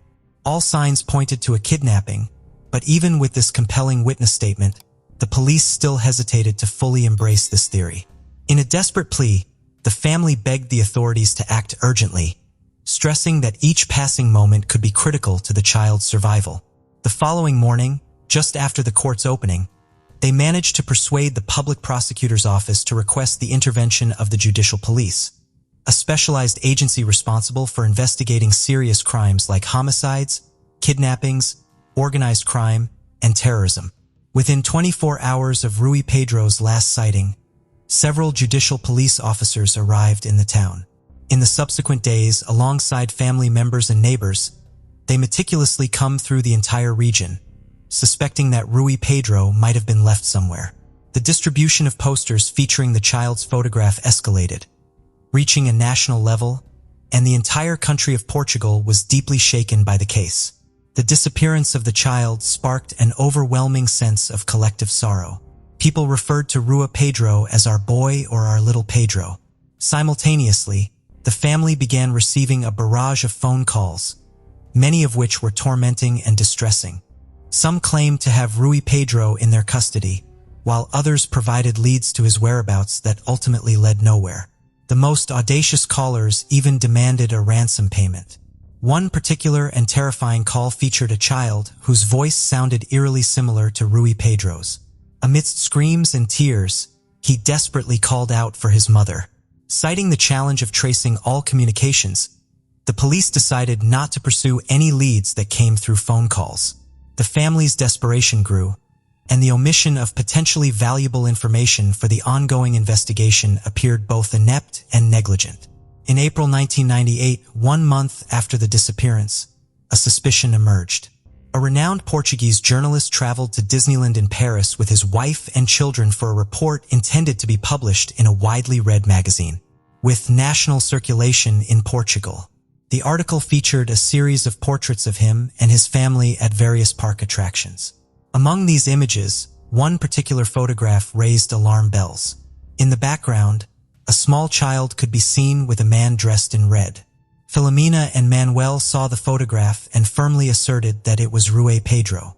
In September of the same year, a significant breakthrough occurred as the British police dismantled a pedophile network in an operation known as Operation Cathedral. This organization primarily operated online and served as a database with thousands of photos and videos depicting sexually abused children. This operation gained high-profile attention due to the unusually large amount of pornographic content possessed, produced, and distributed by this organization's members. Shockingly, they discovered more than 750,000 photos and 1,800 videos. Out of the 1,263 individuals featured in the seized material, only 17 were identified. 1 from Argentina, 1 from Chile, 1 from Portugal, 6 from the UK, and 7 from the United States. Filomena confirmed that Rui Pedro appeared in some of those photos, confirming that he was still alive but nothing more. There were no coordinates or leads to his possible location. The British police speculated that members of the network had abused him on camera and then potentially harmed him. Over the next 13 years, the Public Ministry of Portugal built a case against Afonso, who consistently maintained his innocence. The trial began in November 2011. The key testimonies came from Rui Pedro's 3 friends, forming the backbone of the case. While the judge could verify certain facts presented by the prosecution, the court dismissed several testimonies due to a lack of conclusive evidence. In March 2012, Afonso was acquitted. On Rui Pedro's 27th birthday, January 28, 2014, a video was published that quickly went viral on social media. Some actors voluntarily participated in this video campaign. Their aim was to search for new clues about Rui Pedro's whereabouts while also including the email addresses of the Northern Board of Judicial Police and the Portuguese Association for Missing Children to ensure that the young man's case would not fade into obscurity. This campaign had a broader goal of denouncing child trafficking for sexual exploitation. Returning to the legal proceedings, Afonso's freedom was short-lived. After an appeal by Rui Pedro's family in 2014, a new ruling from the Porto Court of Appeals sentenced him to 3 years in prison. This sentence was for inciting a minor to engage in involuntary sexual relations, but it was not related to the kidnapping or any other charges linked to the disappearance itself. Despite Afonso's defense attorney filing an appeal, this second ruling was confirmed by the Portuguese Supreme Court. On October 3, 2014, the resolution was ratified. And on March 18, 2015, Afonso was taken into custody after the police issued an arrest warrant. He was released on parole in March 2017, having served only 2/3 of his sentence. Afonso continued to maintain his innocence, claiming to be the victim of a grave injustice. 20 years after the disappearance in 2019, Rui Pedro was officially declared presumed dead. The police concluded their search as no further leads had emerged since Operation Cathedral and the case had gone cold. The young man's whereabouts remain a painful mystery. Despite the ceaseless pain and the enduring void of not knowing what happened to her son, Filomena did not give up. In 2007, she founded the Association of Relatives of Missing Children. Rui Pedro's case highlighted a grave issue. We are confronted with a deeply serious phenomenon. Every year, 3 million children are kidnapped worldwide. In Portugal alone, there are over 60 missing children and minors. Paulette Gebara, it's every parent's worst nightmare to put their child to sleep at night and then find them vanish before daybreak. Well, that's exactly what happened to Paulette Gebara. The worst part was that she was unexpectedly found between something no one ever thought about. Paulette Gebara was 4 years old when she mysteriously disappeared from her house on March 22, 2010. The case became prominent because she lived in one of the most upscale neighborhoods in Mexico and Huizcalucan. She had recently returned from a trip with her father Mauricio Gebara and sister, but her mother, Lizette Farah, had gone on a trip with her friend, Amanda de la Rosa, her lover, and multiple other men. Suspicions of her infidelity made Lizette the prime suspect in the case. The case became even more complicated when the family and 2 housekeepers provided inconsistent statements to the authorities. Paulette was born with both physical disabilities and a language disorder and had 2 nannies who helped care for her, Erica and Martha Casimiro. The family was considered relatively affluent. Paulette's father, Mauricio Gebara, worked in real estate while her mom, Lizette Farah, was an attorney. On one evening in 2010, Lizette claimed she had put her little girl to bed as normal, but when her nanny Erica came into her room the next morning, the little girl was nowhere to be seen. There were no signs of forced entry into the house or any indication that a struggle had taken place. The CCTV cameras, which surrounded the property where Paulette Gebara lives, failed to show either when the child was leaving or being taken. The house had 2 family dogs that never made any noise during the night either. Where could the 4-year-old have gone without a single trace? The story quickly turned into a media frenzy. Flyers were posted, billboards were erected, and ads were all over the TV and on public transport. Lizette even made a public plea on television for her daughter's abductor to come forward. The search sparked a great deal of public interest, but soon, many started placing the blame on Paulette's parents. The local community all came together to search for Paulette, but nothing was found. Alberto Basbas, the Attorney General of the state, became involved and launched what would become a huge 9-day intensive search and investigation. His involvement became the initial controversy. Many children are said to be reported missing in Mexico, but it wasn't until Paulette Gebara, from a richer family, went missing that authorities put all their resources into finding her. Ultimately, police were baffled and found it very difficult to find the lead. What followed was the huge 9-day search, with the community coming together to begin a tireless hunt for the little girl. A week after the disappearance of Paulette, it was announced that her parents and nannies were taken into custody. The first suspect identified in the case was Lisette. The stories which Paulette's parents and the nannies shared had inconsistencies, and the media and public began to become suspicious. This is when a shocking revelation came to light. According to a Mexican news report, Zocalo, there were some undercover recordings of Paulette's parents and their other daughter found. This contained a conversation that sounded like Lisette telling her daughter not to admit anything to the investigators. Otherwise, she'd get in trouble. Was she responsible for the disappearance of Paulette? However, Lisette claimed she was taken out of context. Both of Paulette's nannies, Erica and Martha Casimiro, claimed that the girl's parents seemed unconcerned while everyone was frantically searching for her. Even Lisette's media appearances made people uncomfortable. Her cold nature made people wonder if she was the one responsible for the death of her daughter. It was revealed that Lisette could have had a personality or mental disorder. According to Sandra Yadium, a legal psychiatric expert working with investigators said, Lisette has always remained very distant in matters of affection and emotional attachment. In short, some characteristics pointed toward a mental disorder. A further twist in the story was that when Paulette, who had gone missing for 9 days, was somehow found in the same bedroom in which she was sleeping before her disappearance. An officer in the case caught a whiff of a petrified smell. This led him to find where Paulette, the very bed from which she disappeared. On March 31, 2010, Paulette's body was finally found. It was a bizarre finding as she was tucked away at the foot of the bed. The autopsy, as reported by CNN, ruled that Paulette's death was an accident.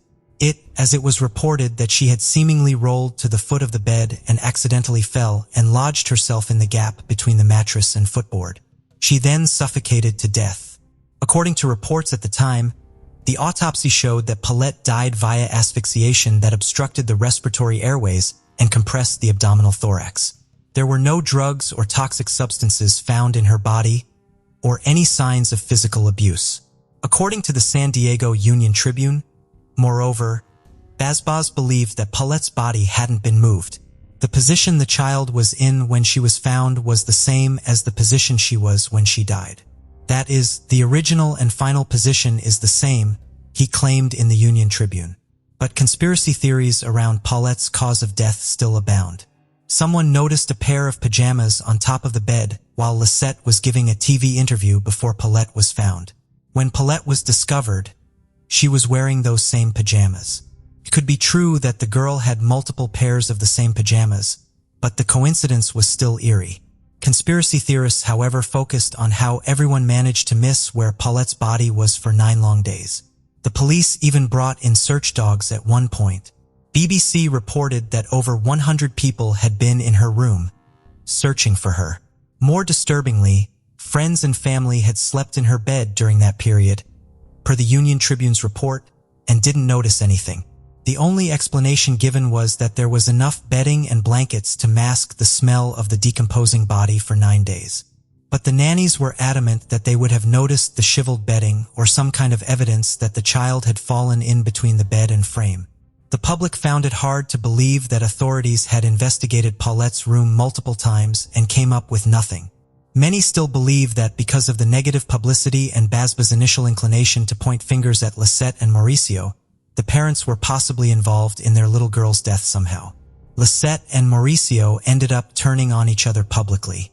According to Mauricio, he said, in a separate interview with Televisa, Lisette cried and said she didn't understand why her husband would be suspicious of her and claimed investigators had possibly manipulated him to turn on her.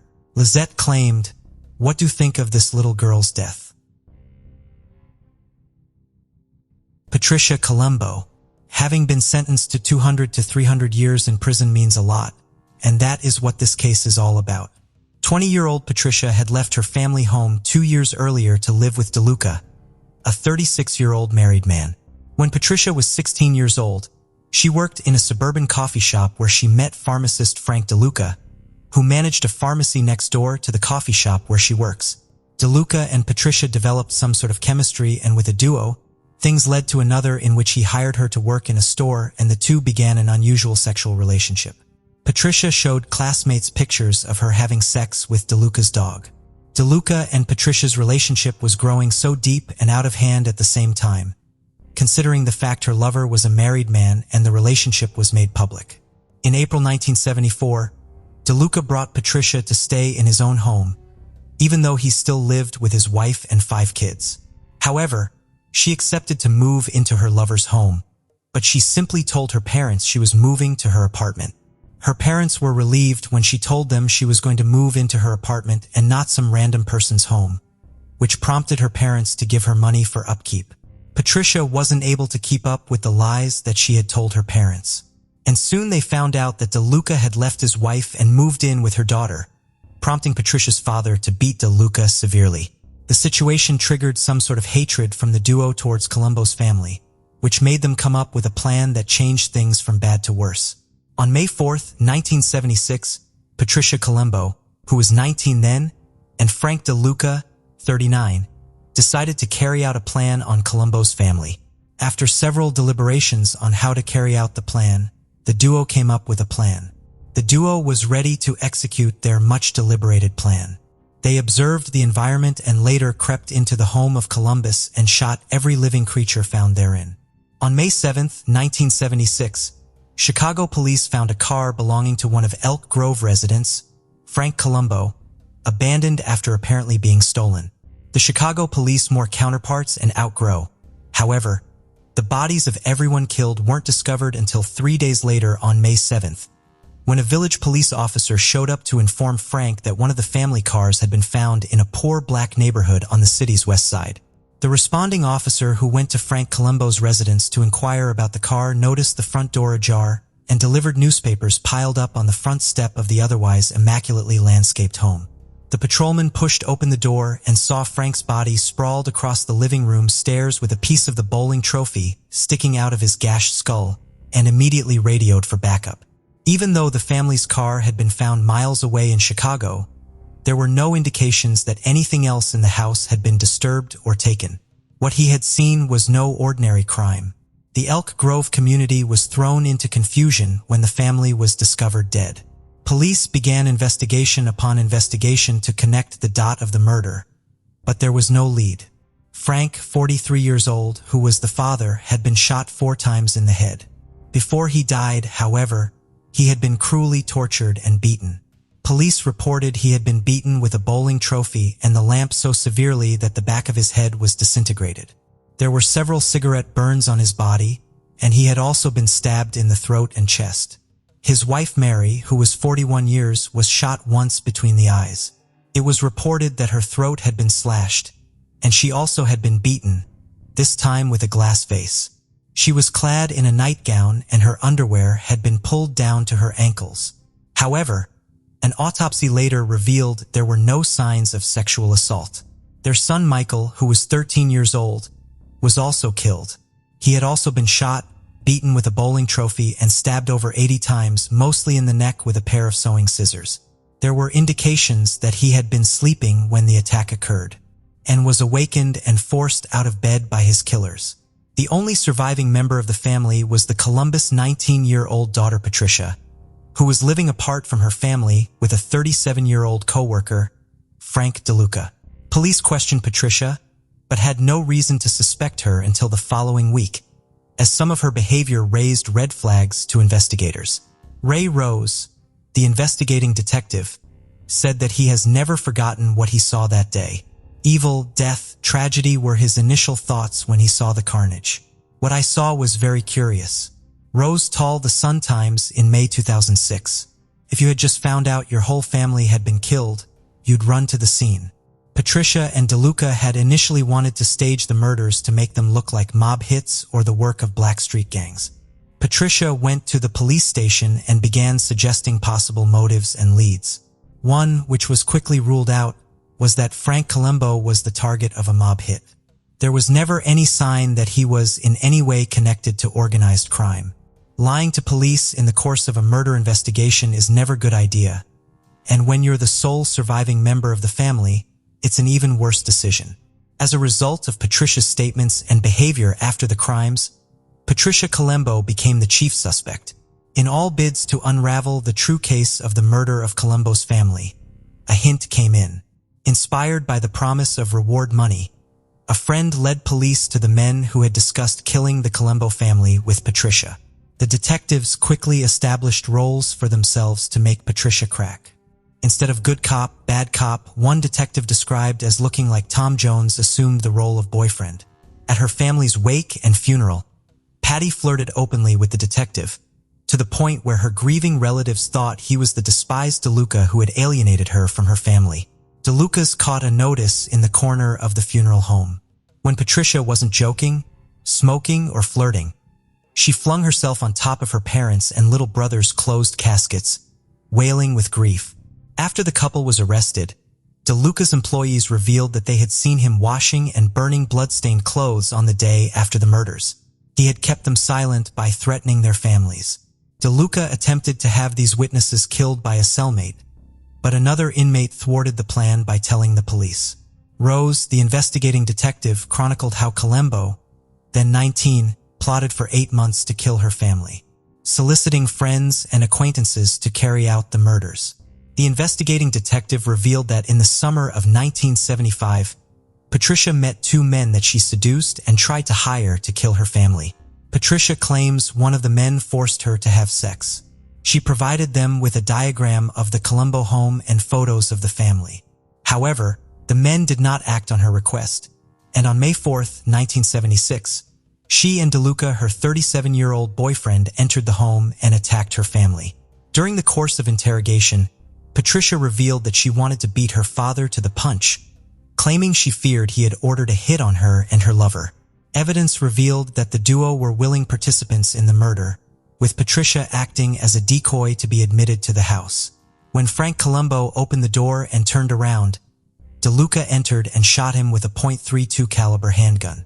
During a detailed narration of how the incidents occurred, it was revealed that DeLuca, who did the shooting, shot Frank, who had been killed first as he tried to escape by running up the living room stairs. Patricia bludgeoned her father with a bowling trophy. Mary was found cowering in the bathroom, her favorite room in the house where she had once lovingly hand-painted each bathroom tile with gold filigree, who had been shot dead center between the eyes. Patricia or DeLuca slit her throat just in case the bullet didn't take care of her. Although the Cook County medical examiner said that Mary was probably dead before she even hit the floor. The last victim was Michael, who had slept through the initial gunshots. The two woke Michael up and stood him upright, half asleep in his bedroom, while DeLuca shot him. Patty then stabbed Michael 87 times with her mother's sewing scissors. When police found Michael's body, they said at first glance it looked as if Michael has had a case of the measles, until they realized that the measles were dozens of tiny red gashes. DeLuca admitted to shooting the victims. However, Columbo to date has not owned up to her part in the murders. A few days later, Patty was charged with recounts of first-degree premeditated murder. In detailed evidence tendered to the court, the cops determined that Patricia had originally set out to hire hitmen, a couple of losers she met in a motel cocktail lounge, to murder her family. She had even gone so far as to draw a map of her parents' house, along with a warning that the family's white miniature poodle was a yapper. After the supposed hitman had strung Patty along, having sex with her and ripping her off of $2,000, Patty persuaded DeLuca to help her carry out the job. Columbo and DeLuca were convicted of shooting her parents, Mary and Frank Columbo, and brother Michael, and mutilating their bodies. They sentenced both to 200 to 300 years in prison for the murders, and another 150 years each for conspiracy to commit murder. Columbo received an additional 50-year prison term for solicitation to commit murder. It all ended badly for the lovers who wanted to have it all at all costs. The Lynn family murder. The Lynn family lived in North Epping, New South Wales of Australia, and they were an upright family who had their needs met. The husband, Min Lynn, and his wife, Lily Lynn, ran a successful family-owned newsagent in Sydney. Min and Lily had 3 children: June Brenda, who was 15, Henry, who was 12, and Terry, who was 9. The Lynn family also had Lily's sister Irene living with the family. The family had a cordial relationship where everyone openly expressed whatever was on their mind. It was a family with no secrecy as they lived and worked together. Things were all smooth and rosy for the Lynn family before something unexpected happened, which ruined the family forever. During the early hours of one Saturday morning in July 2009, when the busy shop of Lynn's family didn't open for business, it was odd for almost everyone who knew the shop. However, Kathy, who was also Lily's sister and happened to work in the news agency, began to receive calls from curious customers about why the shop was locked. Upon hearing the situation of things, Kathy began to suspect something wasn't right with the shop being locked. This prompted Kathy and her husband Robert to go check the home of Min and Lily. As they arrived at the Lynn family residence in the quiet suburb of North Epping, the front door, which was usually locked, was unlocked. Kathy was beginning to feel frightened about the development. As she and her husband took steps forward, they could see sprinkles of blood here and there. They took a bold decision to be sure of what was happening or might have happened. They went upstairs in the bedroom, and what she found next was a horrifying scene that kept her shivering for some minutes. Both men and Lily were drenched in a pool of blood, bludgeoned to death by a weapon later described as hammer-like. In the next room, they found Kathy and Lily's sister Irene with the same awful fate. Both men and Lily's young sons, 12-year-old Henry and 9-year-old Terry, were not spared either of this gruesome attack. They too were brutally murdered, similarly like every other person in the house. In their bedroom, blood splattered all over the walls of Lynn's house, which suggested that a great struggle had taken place before the gruesome attack. Kathy placed a call to the local police informing them about the gruesome situation which had occurred at the residence of the Lynns. She could not utter her words fluently, as she was shivering about her extended family who had just been horrifically murdered. The situation had a little twist here.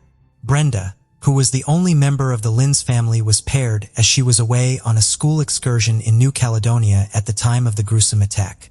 Brando was still at the school excursion when she learned about the gruesome killing of her family through Facebook.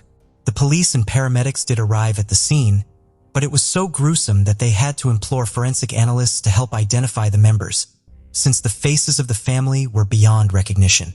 They later concluded that the weapon that was used was likely to be a hammer. It only went from bad to worse as Brenda and the extended family had to live with a new harsh reality.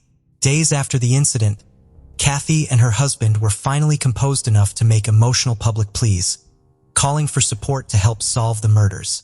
Brenda, who is the only daughter and the only surviving child of the Lynn from the gruesome attack, went on to live with the Shees as they initiated the idea for her to come live with them and be a part of their new family, as she has no other place to go to at the time. However, the lack of strong leads as well as the nature of the vicious attacks suggested a more personal motive than a simple burglary gone wrong. The authorities turned to family members and possible connections for their investigation.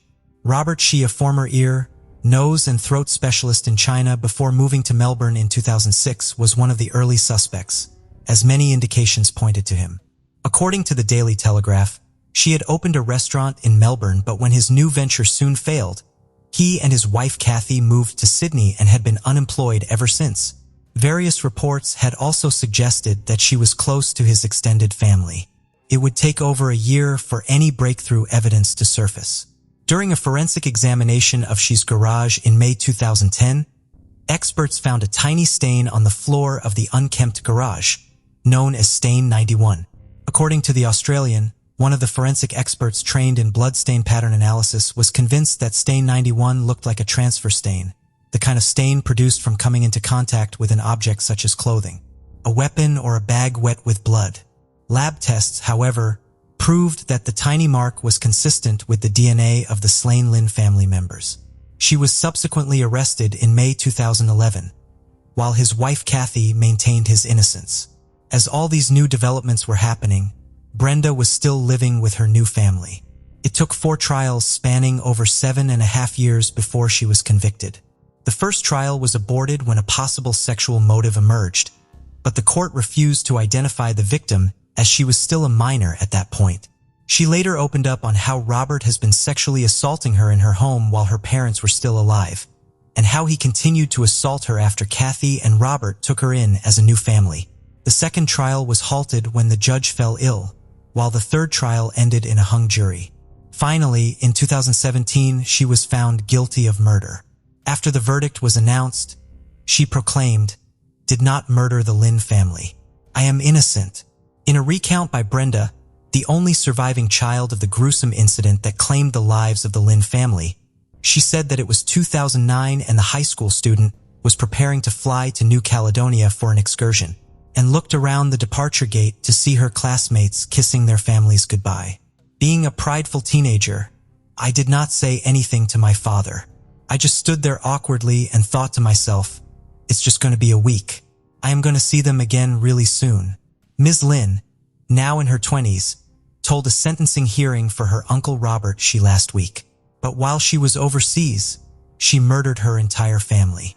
Her father Min Norman Lynn, her mother Yoon Lee Lily Lynn, her aunt Yoon Ben Irene Lynn, and her two little brothers Henry and Terry in the bedrooms of their North Epping home on July 18, 2009. To this day, my biggest regret was not hugging my father and telling him I loved him. To say thank you for being an amazingly loving and caring parent. Murder in the Vatican. Emanuela Orlandi was born and raised in Vatican City, the Pope's residence and a major tourist destination.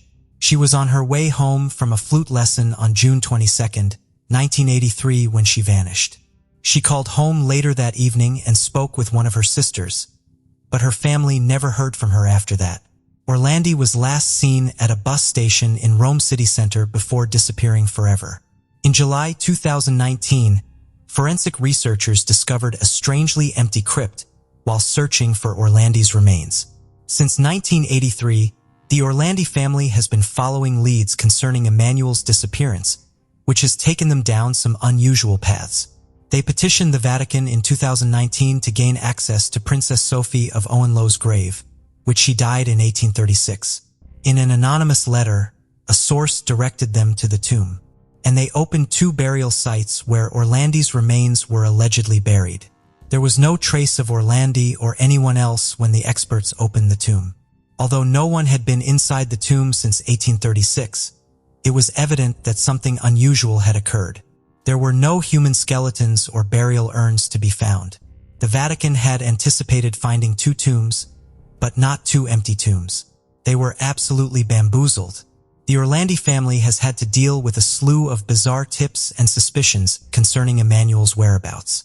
The evidence varies from hearsay to cryptic musings, all of which raise more questions than they answer.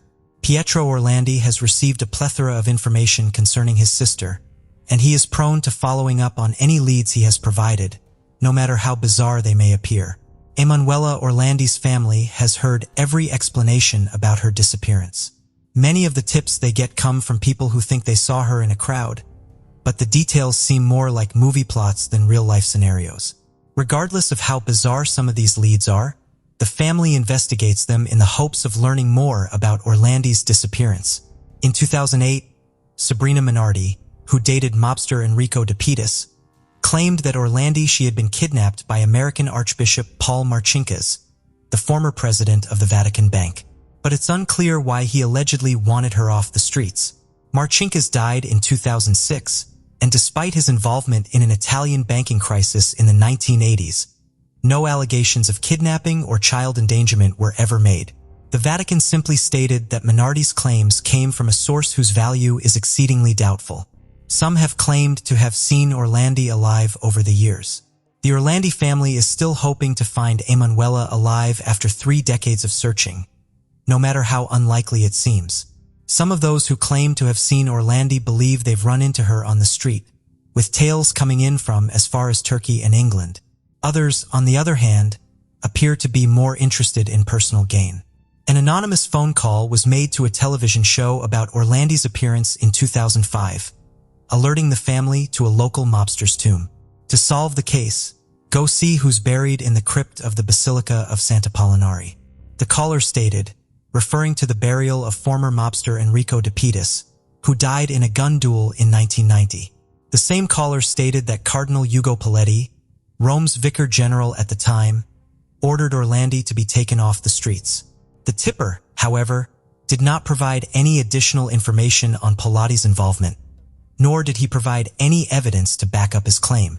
When forensic experts explored the grave, they discovered not just the Petty's remains, but also numerous more bones. The police claimed they'd analyzed the remains to see if any belonged to Orlandi at the time, but no findings have been released. Despite all of the hints that have been thrown out to the press since Orlandi's disappearance in the early 1980s, no one has ever been arrested. Anonymous sources have mentioned several Italian mobsters in the news, but none have ever been officially linked to Orlandi. Mehmet Ali Agha's ludicrous assertions were essential in hindering the further investigation into the issue.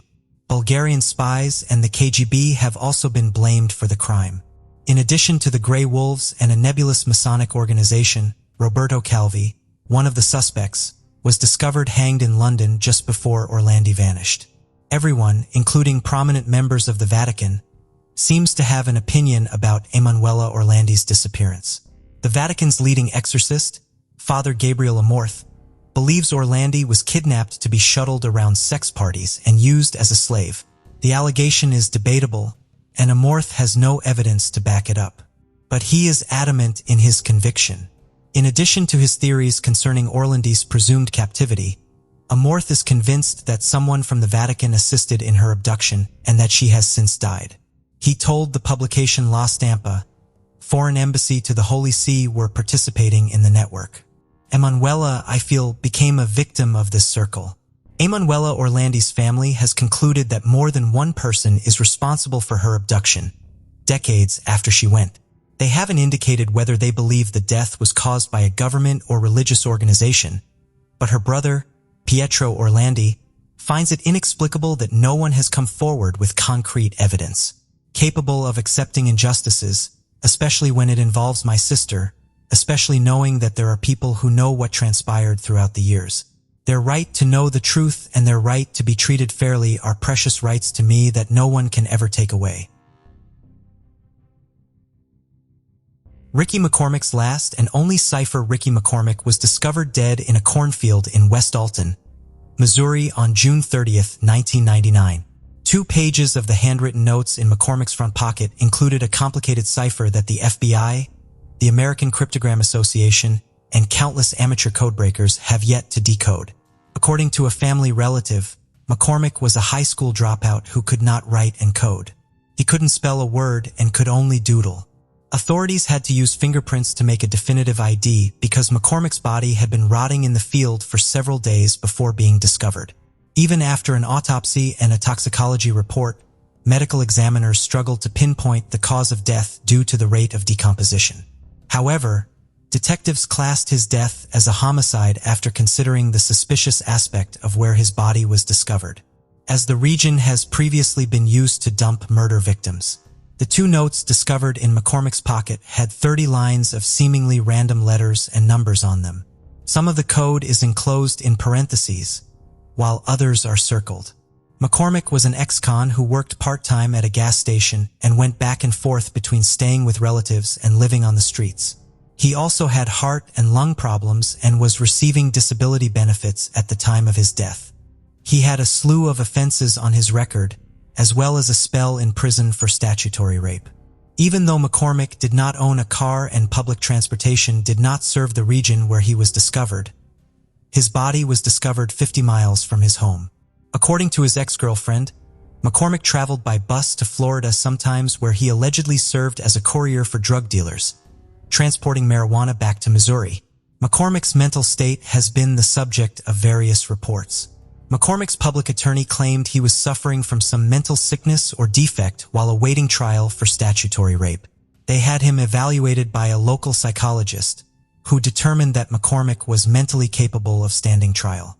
McCormick was described as street smart, with an active imagination and a naive childlike attitude toward the world, while never having been diagnosed with any mental illnesses.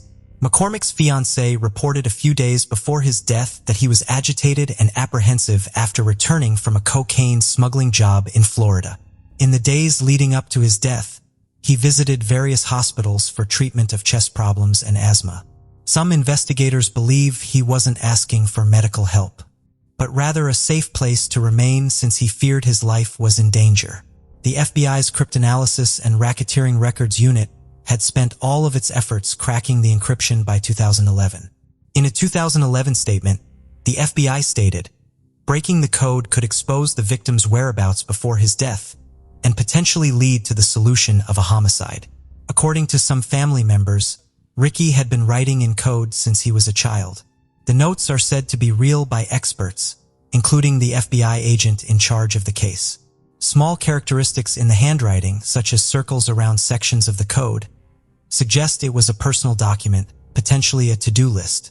According to the FBI, the most difficult aspect of this case is that McCormick most likely wanted the notes to be read only by him. Unlike him, other well-known ciphers, such as the Zodiac Killer, wished for their codes to be solved at some point. Of course, there's a chance McCormick didn't develop the code. Specialists haven't been able to establish the notes are in his handwriting decisively. It's also possible that the code was developed for him by the drug traffickers for whom he worked, or that he was simply carrying the cipher from one location to another without realizing its significance. The FBI has set up a website dedicated to the case, inviting amateur code breakers to participate in the investigation. Ultimately, it is thought that the code contains information that will aid in the capture of McCormick's killers. Who burnt alive the Isdal woman? In 1970, at the height of the Cold War, a burnt body of a lady was discovered in a remote part of Norway. She had taken sleeping drugs, ingested carbon monoxide, and had been burned alive, according to an autopsy. Luggage belonging to the woman was later discovered, containing money from several different countries. She was eventually detected traveling around Europe with several fraudulent passports using various aliases. A family trekking in the Isdal Valley near Bergen in western Norway came across the woman's burnt body. She was badly burned in the front and discovered with her hands lifted to her chest in a defensive stance. Personal items such as a watch, an umbrella, some jewelry, and many empty bottles were strewn about the body. Authorities believed the things were unusually positioned around the body, almost as if they were part of a ceremony. Her clothes were composed of synthetic fibers and didn't have any tags on them. Initially, it was assumed that she was in her 30s. She had eaten between 50 and 70 tablets of phenobarbital and had bruises around her neck. She had also breathed carbon monoxide and soot, indicating that she had been burned alive. Her death was considered suicide by Norwegian officials due to the lack of identifying documents and the presence of a substantial amount of sleeping tablets in her system. A few days later, a pair of luggage containing fingerprints matching the murdered woman was discovered at a train station in Bergen.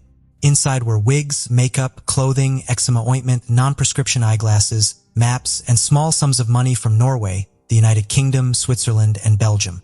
100 Deutsche Marks were also hidden inside the case's lining. Any identifying information had been disconnected, cut out, or rubbed off. Even the eczema cream, which usually included the name of the prescribing doctor on the packaging, couldn't provide a clue. The sophisticated dental work of the ISDF, as she claimed to be Claudia Tield from Brussels at one hotel. She was Elizabeth Lynn Hofer from a stand in another. People who interacted with her were eventually tracked down and interviewed. They all spoke of a gorgeous, stylish woman with black hair and brown eyes who was attractive, pleasant, and only paid in cash. She also wore wigs, spoke numerous languages, including French, Flemish, and English, and seemed tense most of the time. Years later, the Norwegian National Defense released information indicating the woman may have been traveling around the country watching the testing of the top-secret anti-ship Penguin missile. A fisherman had noticed the woman following the movements of Norwegian army troops. Is there any logic to this pie story? During the Cold War, Norway was a hotspot in the early 1970s. It not only shared a border with the Soviet Union, but it also assisted the United States and the United Kingdom in monitoring Russian nuclear testing and submarine warfare. Russian intelligence assets, as well as components from the CIA, MI6, and Mossad, were known to be present in the country. After seeing a sketch of the Isdal woman in 2005, a man from Bergen came forward. He reported seeing a person matching her description, hiking on a hillside approximately an hour away from Isdal, 5 days before her body was discovered in 1970. She was dressed inappropriately for the weather and was being pursued by 2 males who looked Southern, according to him. He told the cops what he observed, but they dismissed his claim.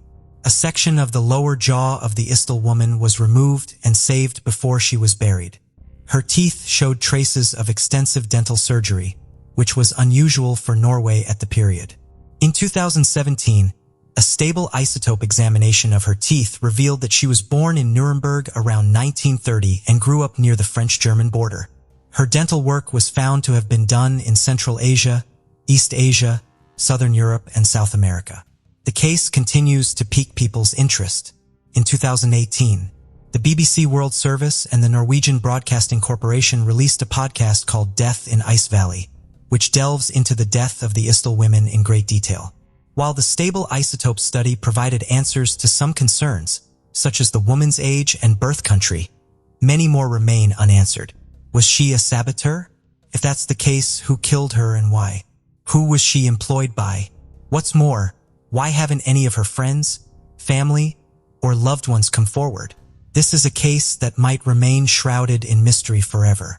Thank you for joining us on this journey into the depths of unsolved mysteries.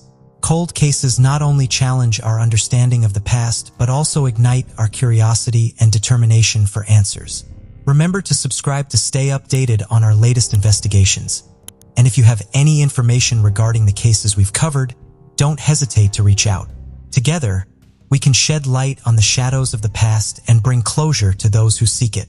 Until next time, stay vigilant, stay curious, and never stop seeking the truth.